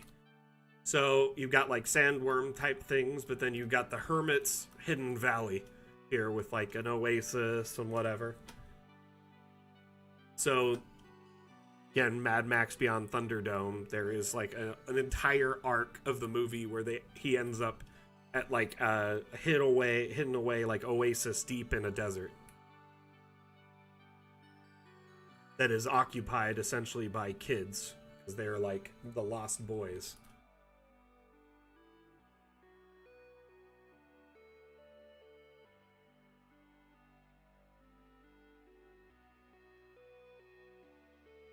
Yeah, it is kind of a reverse water world, and it's so funny. And it's like such a strange arc in the movie. He's like basically escapes to the desert from Thunderdome City, right? And then, or Barter Town or whatever it is. And then finds this place on accident. The kids revive him, and then he like uses them as like an army, a child army, and they help him you know, like cause mayhem in Barter Town. It's just so strange. I don't know. And then in the end, he was gonna like fly away with them. Anyway, like it's just funny. It's such a strange plot. That could be cool too. You got to get through the desert, all these like hazardous worm type things. There might be some lurking just below the sand. I do like that theory, Harano. I mean, great ideas for encounters. Sorry, I'm just telling you what it reminds me of. You all can, you know, make your own headcanon here or use it for whatever encounter you want. I do like the idea of a hermit who maybe can teach them an ability or a spell or help them, you know, level up or, you know, get some kind of item they need to craft something. Whatever. Also, these look deadly, but kind of fun to fight. Okay, next map. Oh man, Blue Mage. This map, for some reason, I was having so much trouble downloading it because Steam was like being a butt. I feel like the Steam Workshop would get such a huge improvement if all the files in a single map, let's say, you know, like this map has the map itself and then say like 100 objects in it or 50 objects or whatever, if they were put into a single compressed zip file via Steam, and then when you downloaded it, you just downloaded one thing, right? One file that's compressed that uncompresses automatically and installs. Because for some reason, Steam has this archaic idea that every aspect of this map needs to be downloaded individually. So every object, and this is not just this map, this is every map. So this is a Steam problem, not a map problem, or a map maker problem. Every single map that has, say, dozens of objects added to it from the workshop, they all need to be downloaded individually. I would really appreciate if Steam's, I don't know, it just each time it initializes a new download, initializes a new download, it takes like 5-10 seconds between downloads to initialize each download, even if it's like 2 megabytes or a half a megabyte, or if it's a gigabyte. It doesn't matter. So it takes a lot of extra time just because of that, and it kind of gums up the works every once in a while. It like freezes, and I'm sure some of you have dealt with it where you're like downloading a map or something and it won't download, and it's mostly just kind of Steam gumming up the works, and I'm not 100% certain why, but I feel like that alone would help tremendously. Even on Steam's backend, instead of thousands of downloads, you know, per hour, it would reduce it by a significant amount. Blue Mage, this was nothing you did wrong. This map is epic. Honestly, normally I can download map assets like it's no problem, but Steam was giving me trouble with this one. I think it was just the Steam servers. But they could save themselves a lot of trouble if they did the compression thing, like made every part of the mod a single download. You know what I mean?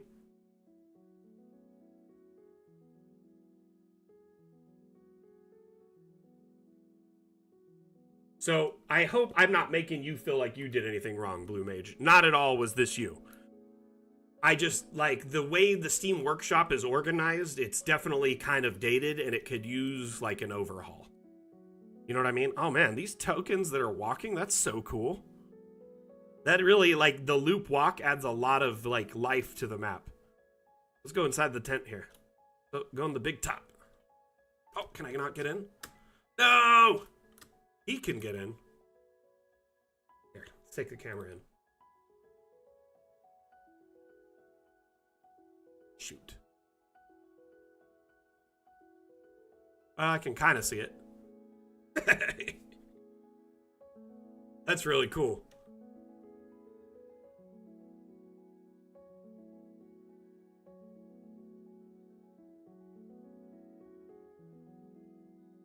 But Steam was just not vibing with this map for some reason, and it took me about 2 hours just to download this one map.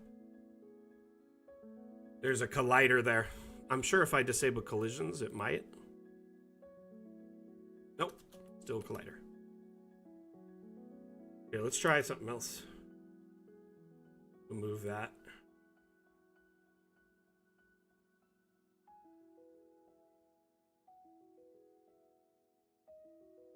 Still a collider. I don't know what I'm interacting with.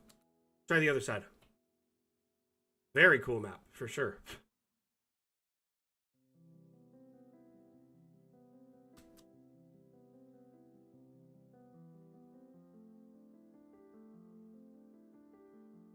Ah, there we go. We can go on this side. Da-da-da-da! It honestly might be a collider from these tokens here that are walking back and forth. But this is awesome. Very cool. The tightrope, that's so cool. Oh, I'm in the range there. I'm gonna get shot.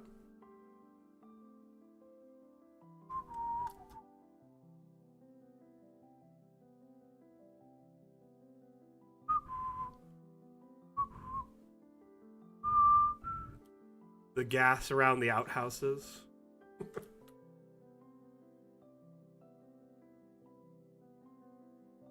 Merry-go-round. We got a whole bunch of mythical creatures and the like, and then of course oh my gosh, the Ferris wheel. Hey, Highland lass.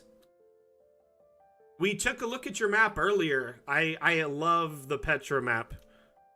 Absolutely love it, and I know you've shared that one in the past with us, but I was glad to see it again. So thank you for resubmitting it.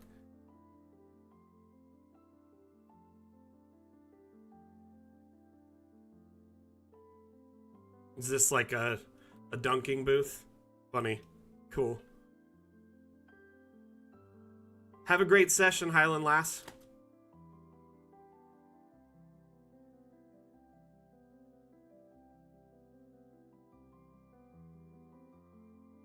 Okay, next map. We have 6 maps left and 25 minutes. So we're kind of behind schedule, so we're going to do it the best we can here.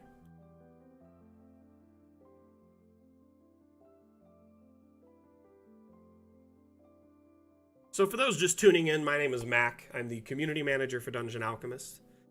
Today we're showcasing maps from an ongoing map-making contest we host called the Dam Challenge. The current theme for this challenge is desert. In fact, we need to pick our next theme. We were kind of dialed in on either crossroads or cataclysm at this point. So community, what's the count right now, Atlam? Did you kind of keep track of that at all? I feel like it was balanced last I checked. I'd say we need to settle on something in the next 20 minutes or so, though. Yeah, it was not in the desert biome before, correct. It definitely looks a lot better in the desert setting. Very nice. Thank you for remaking it. No worries, Atlam, no worries.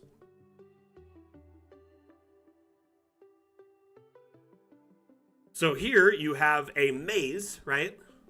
In the mesa. Mesa maze. And I believe this was from a first-time contributor. So I'm really happy that they did.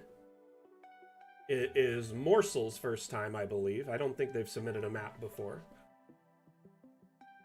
Always love it when it's someone's like first time, because I know that first step.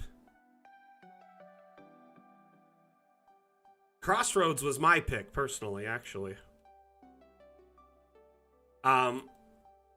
But I do think that first step is always the most terrifying, like putting yourself out there and trying to like be, submit a map to these challenges. And, I say this for everyone out there. I encourage you to do this because it is fun. And not only that, remember, it's not a challenge against everyone else. It's a challenge against yourself. To try something new, build a map outside your comfort zone, or, something you may not normally make, a style map. And hopefully you can end up using it in your campaign at some point or, in the near future. But ultimately, these maps are designed, or these themes and challenges are designed to really help you as a map maker grow, and allow our community to interact with each other and, share ideas and give each other support and feedback. And, I've seen so many unique themes come out of the Dam Challenge and ideas for maps that have really helped our community grow as a whole, because it's challenged what you can do with the map maker. Like the dragon cave right here. So if you are kind of on the fence about, participating in your first Dam Challenge, or sharing a map on the workshop, or sharing it in, our Discord, you're worried, what people might think. First off, no one's going to judge you like that. They're not going to be harsh. Everyone in our community is supportive, helpful, united, and so amazingly creative and resourceful. They come up with so many unique ways to push the limits of what Dungeon Alchemist could do. And we've come up with funny, acronyms solely because of this. Hey, Dag, how are you, buddy?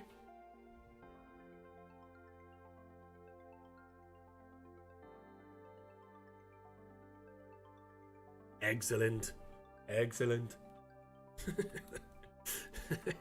These snakes over here. Not sure why they're fighting each other, but it's cool. I'm wondering if these are portals to other places. Excellent. I think my favorite part of the map, though, is this dragon perch in the cave over here. Is that a Dracolich? Kind of looks like it. Dead dragon, Dracolich, pretty much same thing. Same. Different, but same. These mephits? Wow, cool.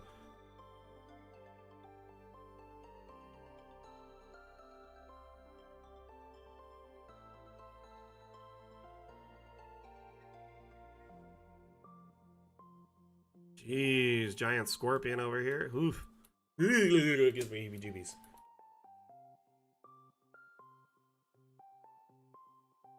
What the heck is that? Staircase. Okay.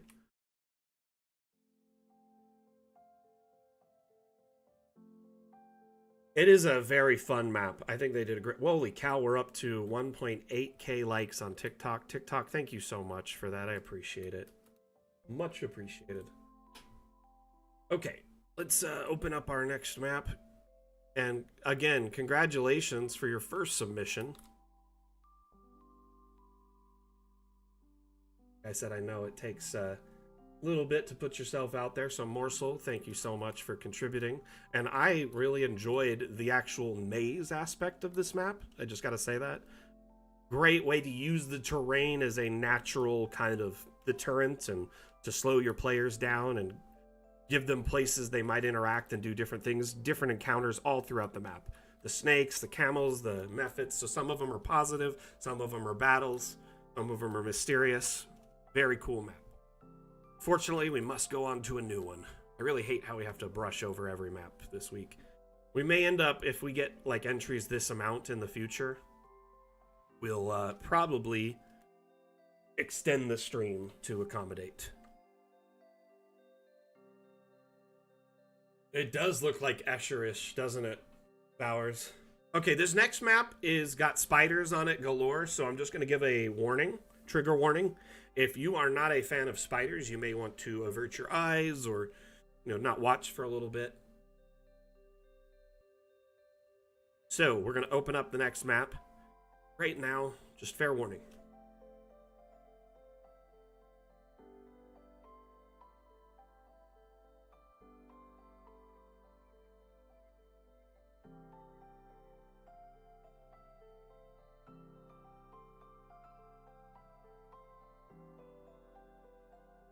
Okay, already off the bat, we got spiders. Okay. So, since Cataclysm and Chaos couldn't get their themology together or, like, band together as one unity, like, united, like, front, it looks like Crossroads won. But yeah, there are a lot of spiders on this map, so just fair warning.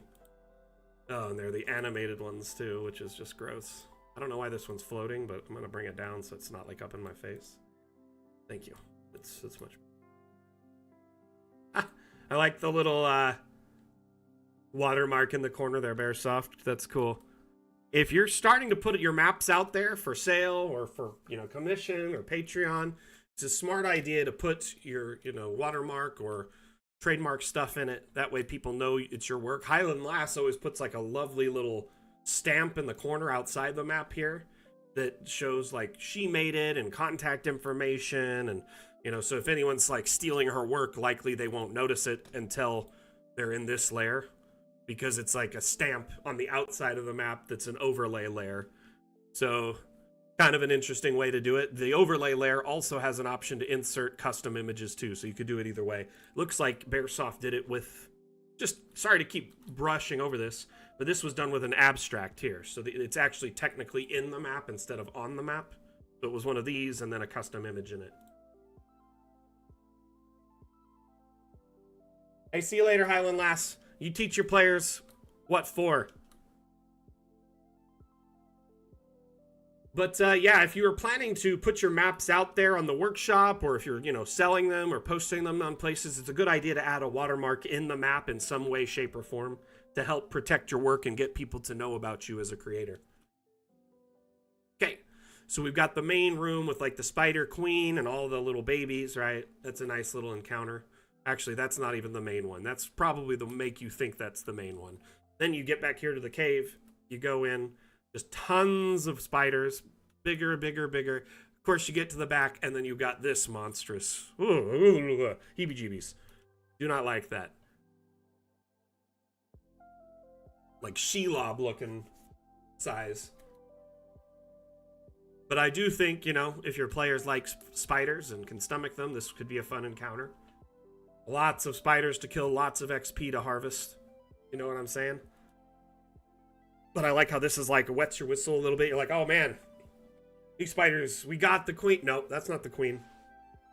Got more back there. Okay, we're going to move on from this one because it has given me the willies.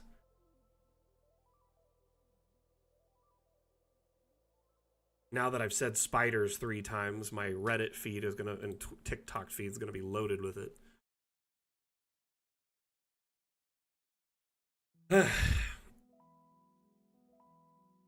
Typically when I've had DMs that let me do the harvest poison mechanic, like if you had the skill, like the, you know, the poisoner's skill or whatever, they would only allow me to harvest it from like a fraction of them, or a fraction of them would actually yield poison, because it'd be like a hard save. Watchtower, welcome back, by the way. How have you been, my friend? Hope you and yours are well.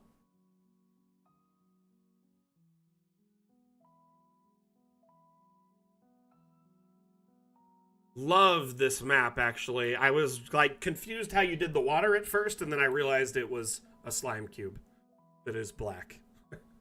The slime cube is the prevailing method to get water at heights like that you cannot normally get. It is essentially kind of liquid looking, right? And if you disable collisions, you can sink it down or raise it up. And it has a little bit of movement to it, so it feels, to a degree, animated.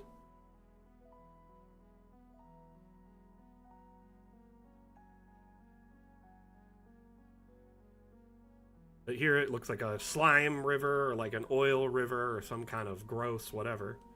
River of the Dead. The slime cube is definitely one of the most versatile assets in our library. That's definitely a cram for sure.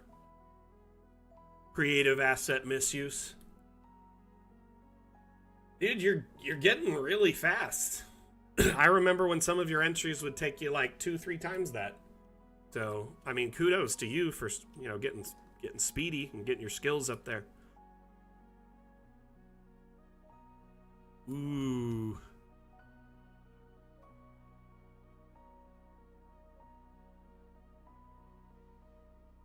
This looks like this is a trap. When they blast in, they're gonna regret it. Ooh, look at all these gems. And this here looks like a maybe an alternate way in than these like main entry points.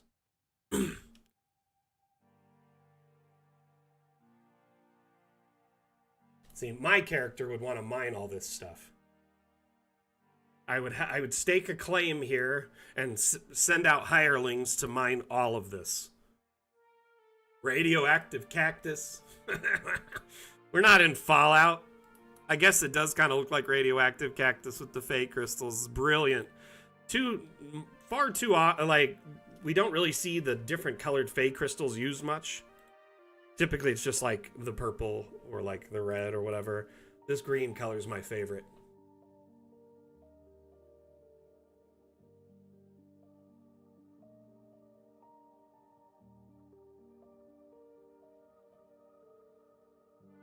I like it. Definitely looks like there's some death down there.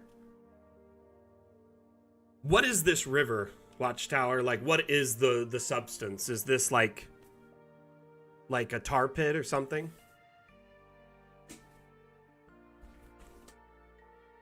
Like in your head, what did you want it to be?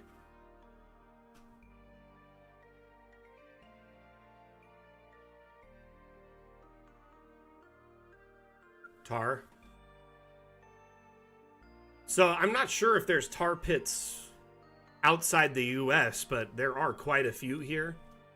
And they are like typically just massive grave sites for like ancient creatures. The La Brea tar pit being one of the most famous. It's just full of dinosaurs and other early creatures because they would see it as like they'd think it's a water source and go up to drink it, get stuck in it, and then couldn't get out, slowly get more and more stuck, sink in it, die.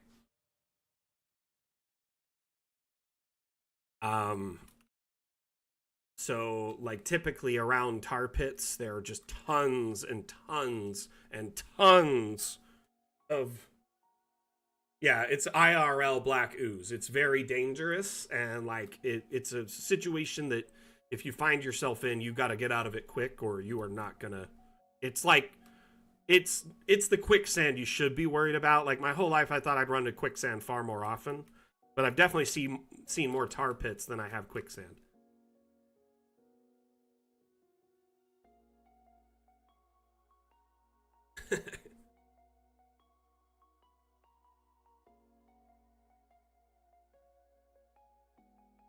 Alrighty.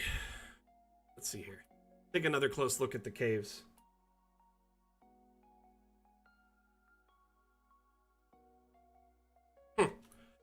There is a movie that was like out when I was a kid that actually featured the La Brea tar pits in it.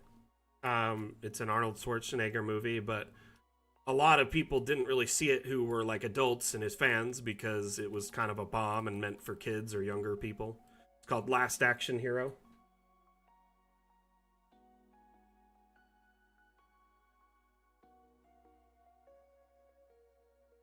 Yep, Last Action Hero.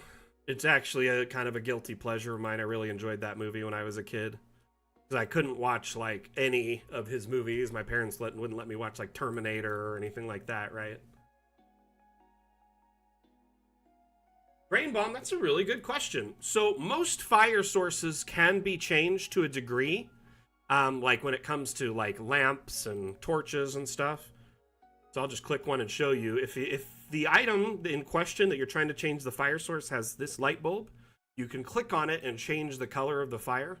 Now let's say you're doing like a furnace, right? Most of the furnaces don't really have that option, but what you can do is turn off the flame in the furnace, like this one for instance, or the bread oven. Let's just show you in a couple of them, okay? So this fire does have it, so you can change it. But in this one, you could always just put a fire in it, like a base bonfire if you wanted to, something like this. And then put a color on that one. You can even sink the fire down in a little bit so it just looks like that. And that actually just took me about 3 seconds and just disabling collisions to do. So if for some reason a furnace you're looking at doesn't have the ability to change the fire in it, you can, probably disable it and then put in a custom one.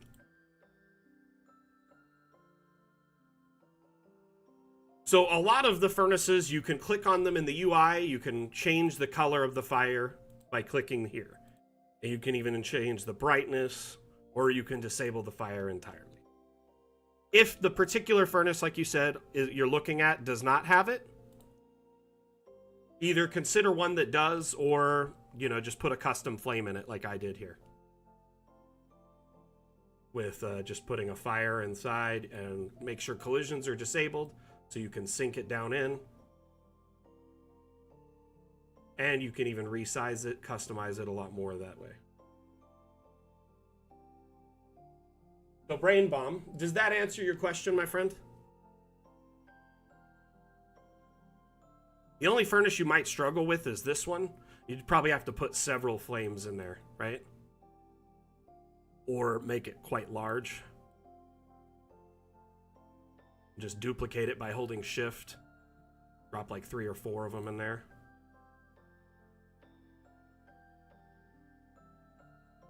So Brain Bomb, what I'm doing is I'm taking any old furnace. Is this the furnace you're trying to use, for instance? Some of them have the ability to change light in them, some of them don't. So depending on the furnace, if it has this light icon, you can change the color of the fire right inside of it. But if it doesn't, what I would do is grab a fireplace, or like a fire pit, right? A bonfire is what it's called. Bonfire. Just grab one of those bad boys. Very versatile object. You can turn off the flame, or you can change the color and the brightness. Let's say you want it to be blue, like I just had it. And then if you disable collisions, you can resize the fire to make it big or really small, and then you can move it up and down, and it can merge into other objects. So in this case, I'm just putting it inside of this furnace. And then before I finalize it, if you click shift, when you, when you place the object, it'll automatically duplicate it. So I just added a few different fires in here, and now it just seems like extra intense.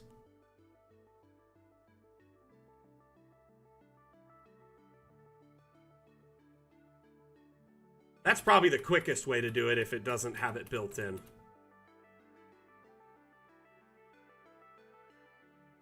But most, I'd say like 90+% of light sources will have the option to disable the light or filter it to a different color. So make sure, check and maybe even try a different furnace, see if one might work for you that does have that. It'll save you the trouble of having to make a custom flame. But either way, totally possible. Hope that helps you out, Brain Bomb. Hope that helps out other people too. Okay, Watchtower, sorry I butchered your map, but it is a beautiful, beautiful map, my friend. You did a great job.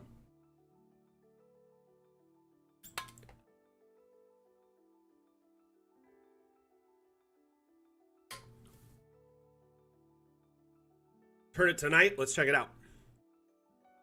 Oops. Ooh, yeah, it does. Bruh.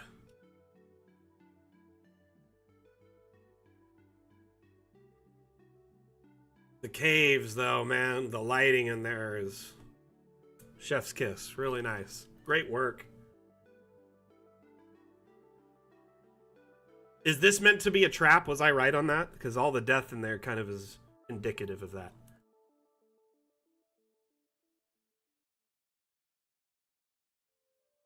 Though I'm not sure how it reset after it killed all the people inside.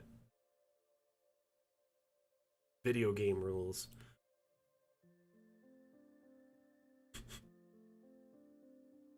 We got 3 maps left, so we're definitely running long today. Oh my gosh.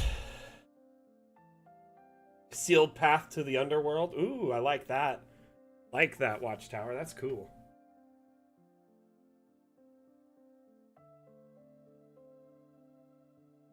Really quickly, I just want to make a, a small little plea to everyone watching. If you're enjoying the stream, be sure you hit that follow button, that like button, subscribe, whatever it is for your platform.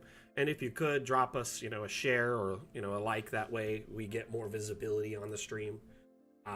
As we are an indie development company, really our biggest, ally in growth is word of mouth and, people hearing about us from, their friends and family. And because we don't have like AAA budget money for advertising. So it does mean the world to us when, you share Dungeon Alchemist with your friends and family, when you stream it, when you give us good reviews on Steam, when you share us on your social media, whether it's just a map or our stream links or, whatever.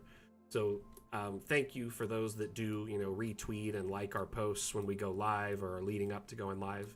And I appreciate those that drop into the stream and share it and like it and post and raid and all those things across the different platforms. It means the world to us. Zentic has really kind of carved out a niche, right?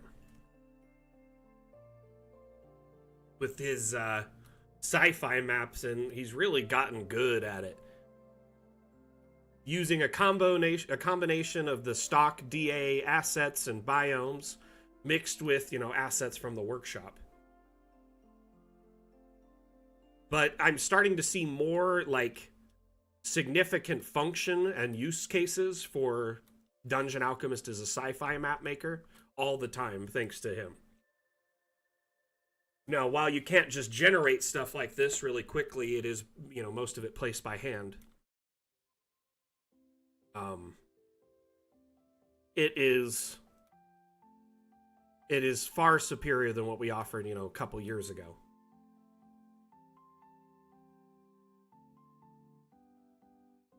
Oh my gosh, Simone Gal. You won't drop that ever, and that's fine with me. I love cribbing. How are you? Missed you around these parts. You and Watchtower have been ghosts lately. Thought you guys got sick of me, to be honest. No, I'm just kidding. I never take it personal when people don't show up. I know that life gets in the way, especially like leading up into the past few months where it was like holiday season and family and travel and all that. It gets in the way really quick. So I am totally like, I missed your faces, but I understand you guys were likely just busy with life, So I get it.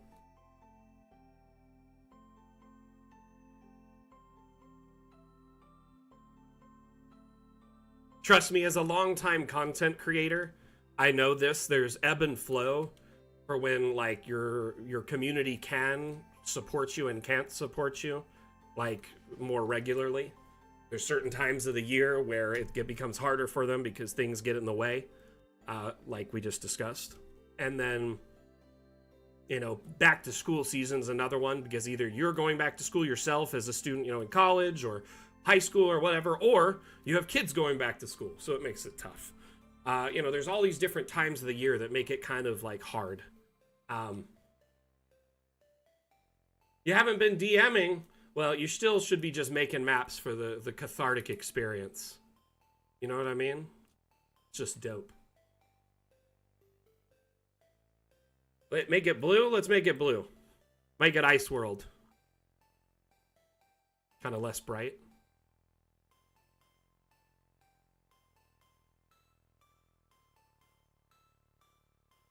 You know what would really go well on this? I don't have a skybox.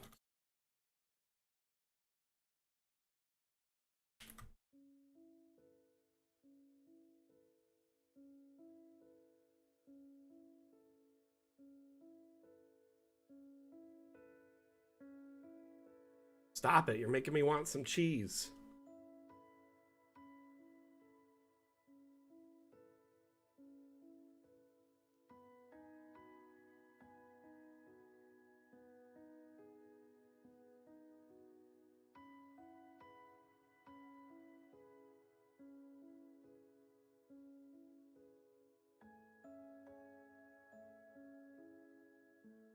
No. That's good enough.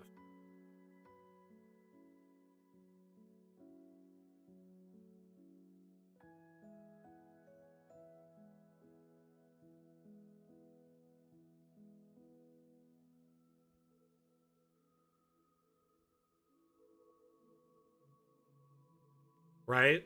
Really adds like, it really brings it together.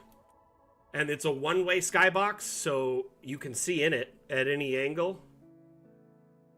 Because it basically is like a one-way mirror, or like an observation room, an observation bubble. I'm not gonna lie, when Asmodeus first shared this with me, it melted my brain. Yes, we're gonna go with Crossroads because it seemed to get the most votes, okay?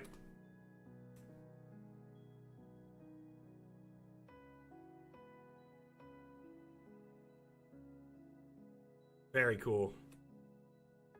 Space. Got 2 more maps left. Update the theme. So, the reason it melted my brain is because, like, there's, like, outside observer theories and stuff, like, you know, like, or, like, different dimensional layers, you know, like, we live in, like, a 3-dimensional space. And we have 2-dimensional spaces when we, like, draw on a piece of paper, you know, or when we're observing this in a top-down, that's a 2-dimensional space, right? But, like, 4th-dimensional observers watching us in a 3-dimensional space.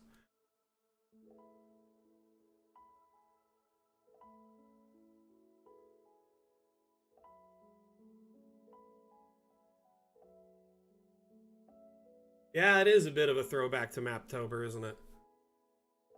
So I've decided we're not going to do like a Maptober thing anymore, you know, because we kind of do our own. It's the Dam Challenge. We literally do a map contest every 2 weeks all year, right? So that's 26 maps a year, pretty much a month's worth of maps. So ultimately, I like that we do it all year instead of just 1 month a year that we focus on it. But that's just me. If you do the math, we're really just kind of like a February's worth of maps all year. Depending on the year, we might even actually get, you know, a couple extra. So in my mind, we do our own Maptober, but it's all year, the Dam Challenge, right? I also kind of felt bad when we did Maptober because a lot of people felt like they didn't have time to participate, but they wanted to, and they felt guilty. And, you know, we basically only had a handful of people participating actively the whole month. And when I talked to the devs about it, they're like, yeah, we could try it next year, see if it builds up. But more than likely, we should just focus on building up the Dam Challenge and keep seeing that as our focus for map making.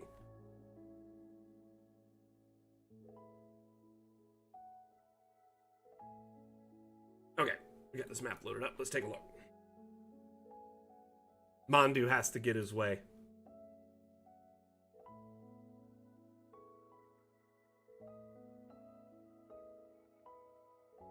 Secret tunnel,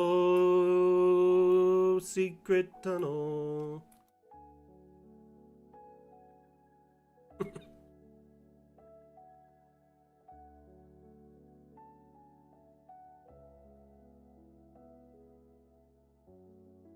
Interesting. Where does that go?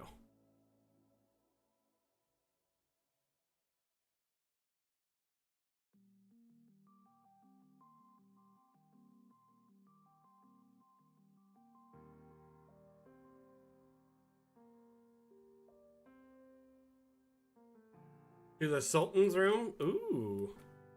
I can't get in. Ah.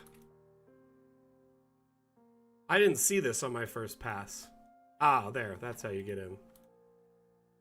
I like this, Lolandra. Very clever. There's your magic carpet.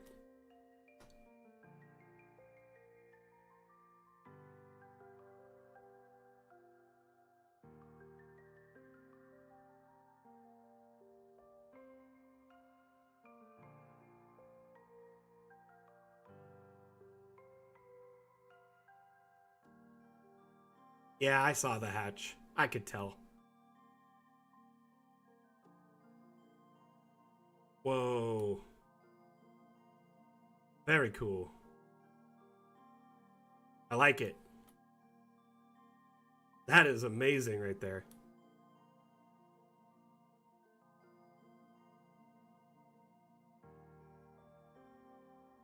Wild. Wild stuff. I'm lost, though. Never seen again. Hey, I found the other side of this. Well, can I make the lava jump? Probably gonna die. The last you'll ever see of me. Oh, I died. But at least we're through.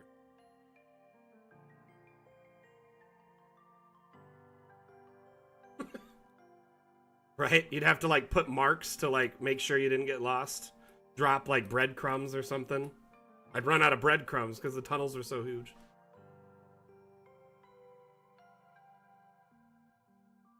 $18d6.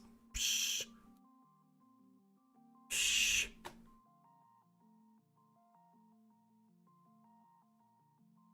I really like this, like, angled doorway in, like, the roads, like, cross-section here. That's a smart use of the space. Take a look at this in top-down. Not very often, you know, that people will put a doorway on the corner like this with, like, a, you know, an angled wall. Very well-developed little city, fleshed-out environment, right? Sultan's palace, the little secret room, and then, of course, the secret tunnel. Very neat, very fun.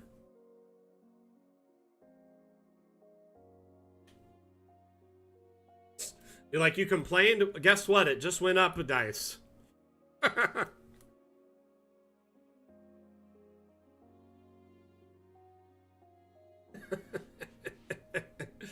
Okay, last map. Thank you, Lolandra. Loved it. I really enjoyed the, like, little secret room and tunnel. Beautiful build. Fortunately, we're already 10 paths, so I'm going to try and get this next one done as quick as possible. Let's make sure we update the damn challenge to no longer be desert.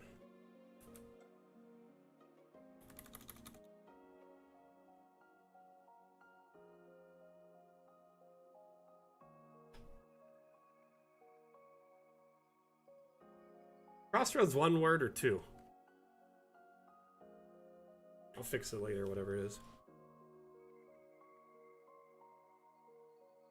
So here, the Veritas Potion House. Looks like they set up shop at a, you know, like a little oasis kind of in the desert. One word? My bad.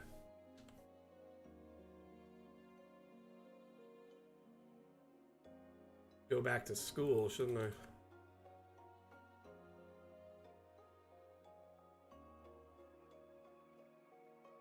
Alrighty. So, one thing I really liked about this is that there's a moat. So there's like an actual functional... Uh-oh. Is DA crashing? Felt like it might for a second.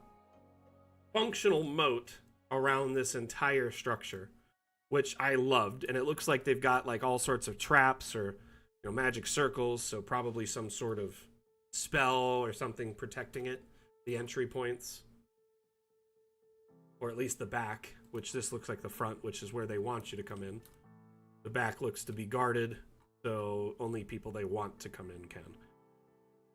I'd imagine these gargoyles might be animated or constructs or whatever. This is really cool. But then you enter the potion house, and you have the little shop here, which is like this main area, right? Little brewing space, all the potions on display. Little lounge areas to chill, and ooh, snacks to give the customers, it looks like. But then the rest is set up, you know, either as the person's home, like, you know, the alchemist, or these could be hotel rooms, but they look like the people who lives here is like private residence. And then everything in back, you've got like a kitchen and storehouse and various, you know, areas to mix their potions. Man, I try to use potions all the time. It bothers me when people don't use them. I think it's like video game-itis. Like, it's a behavior learned from video games for sure.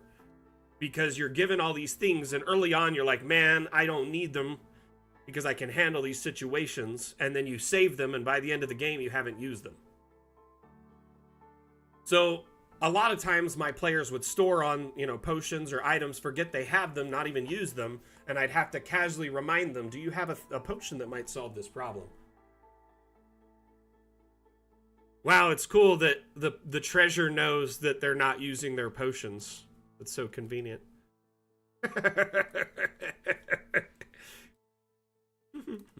Is all of your player groups having the same problem, or just one of them?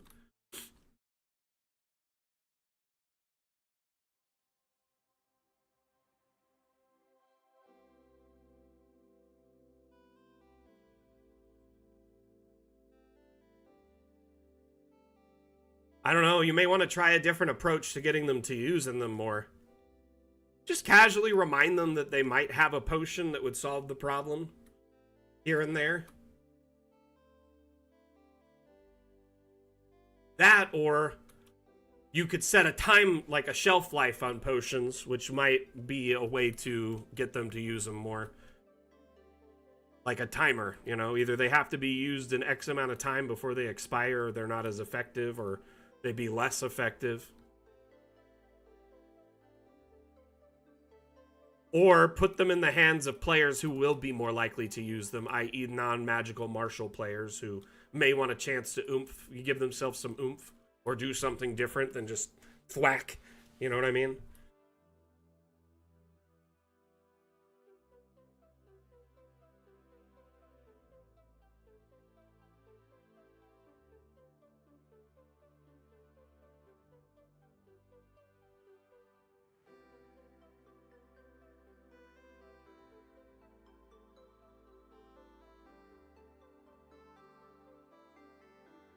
Oh, nice. Popeye potion.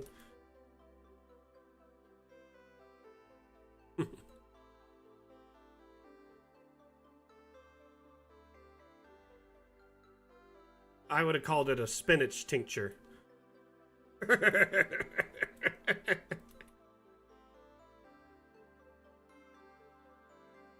Another great map, little potion mixing area. It's just got a great vibe to it. I encourage y'all to check it out when you have some time.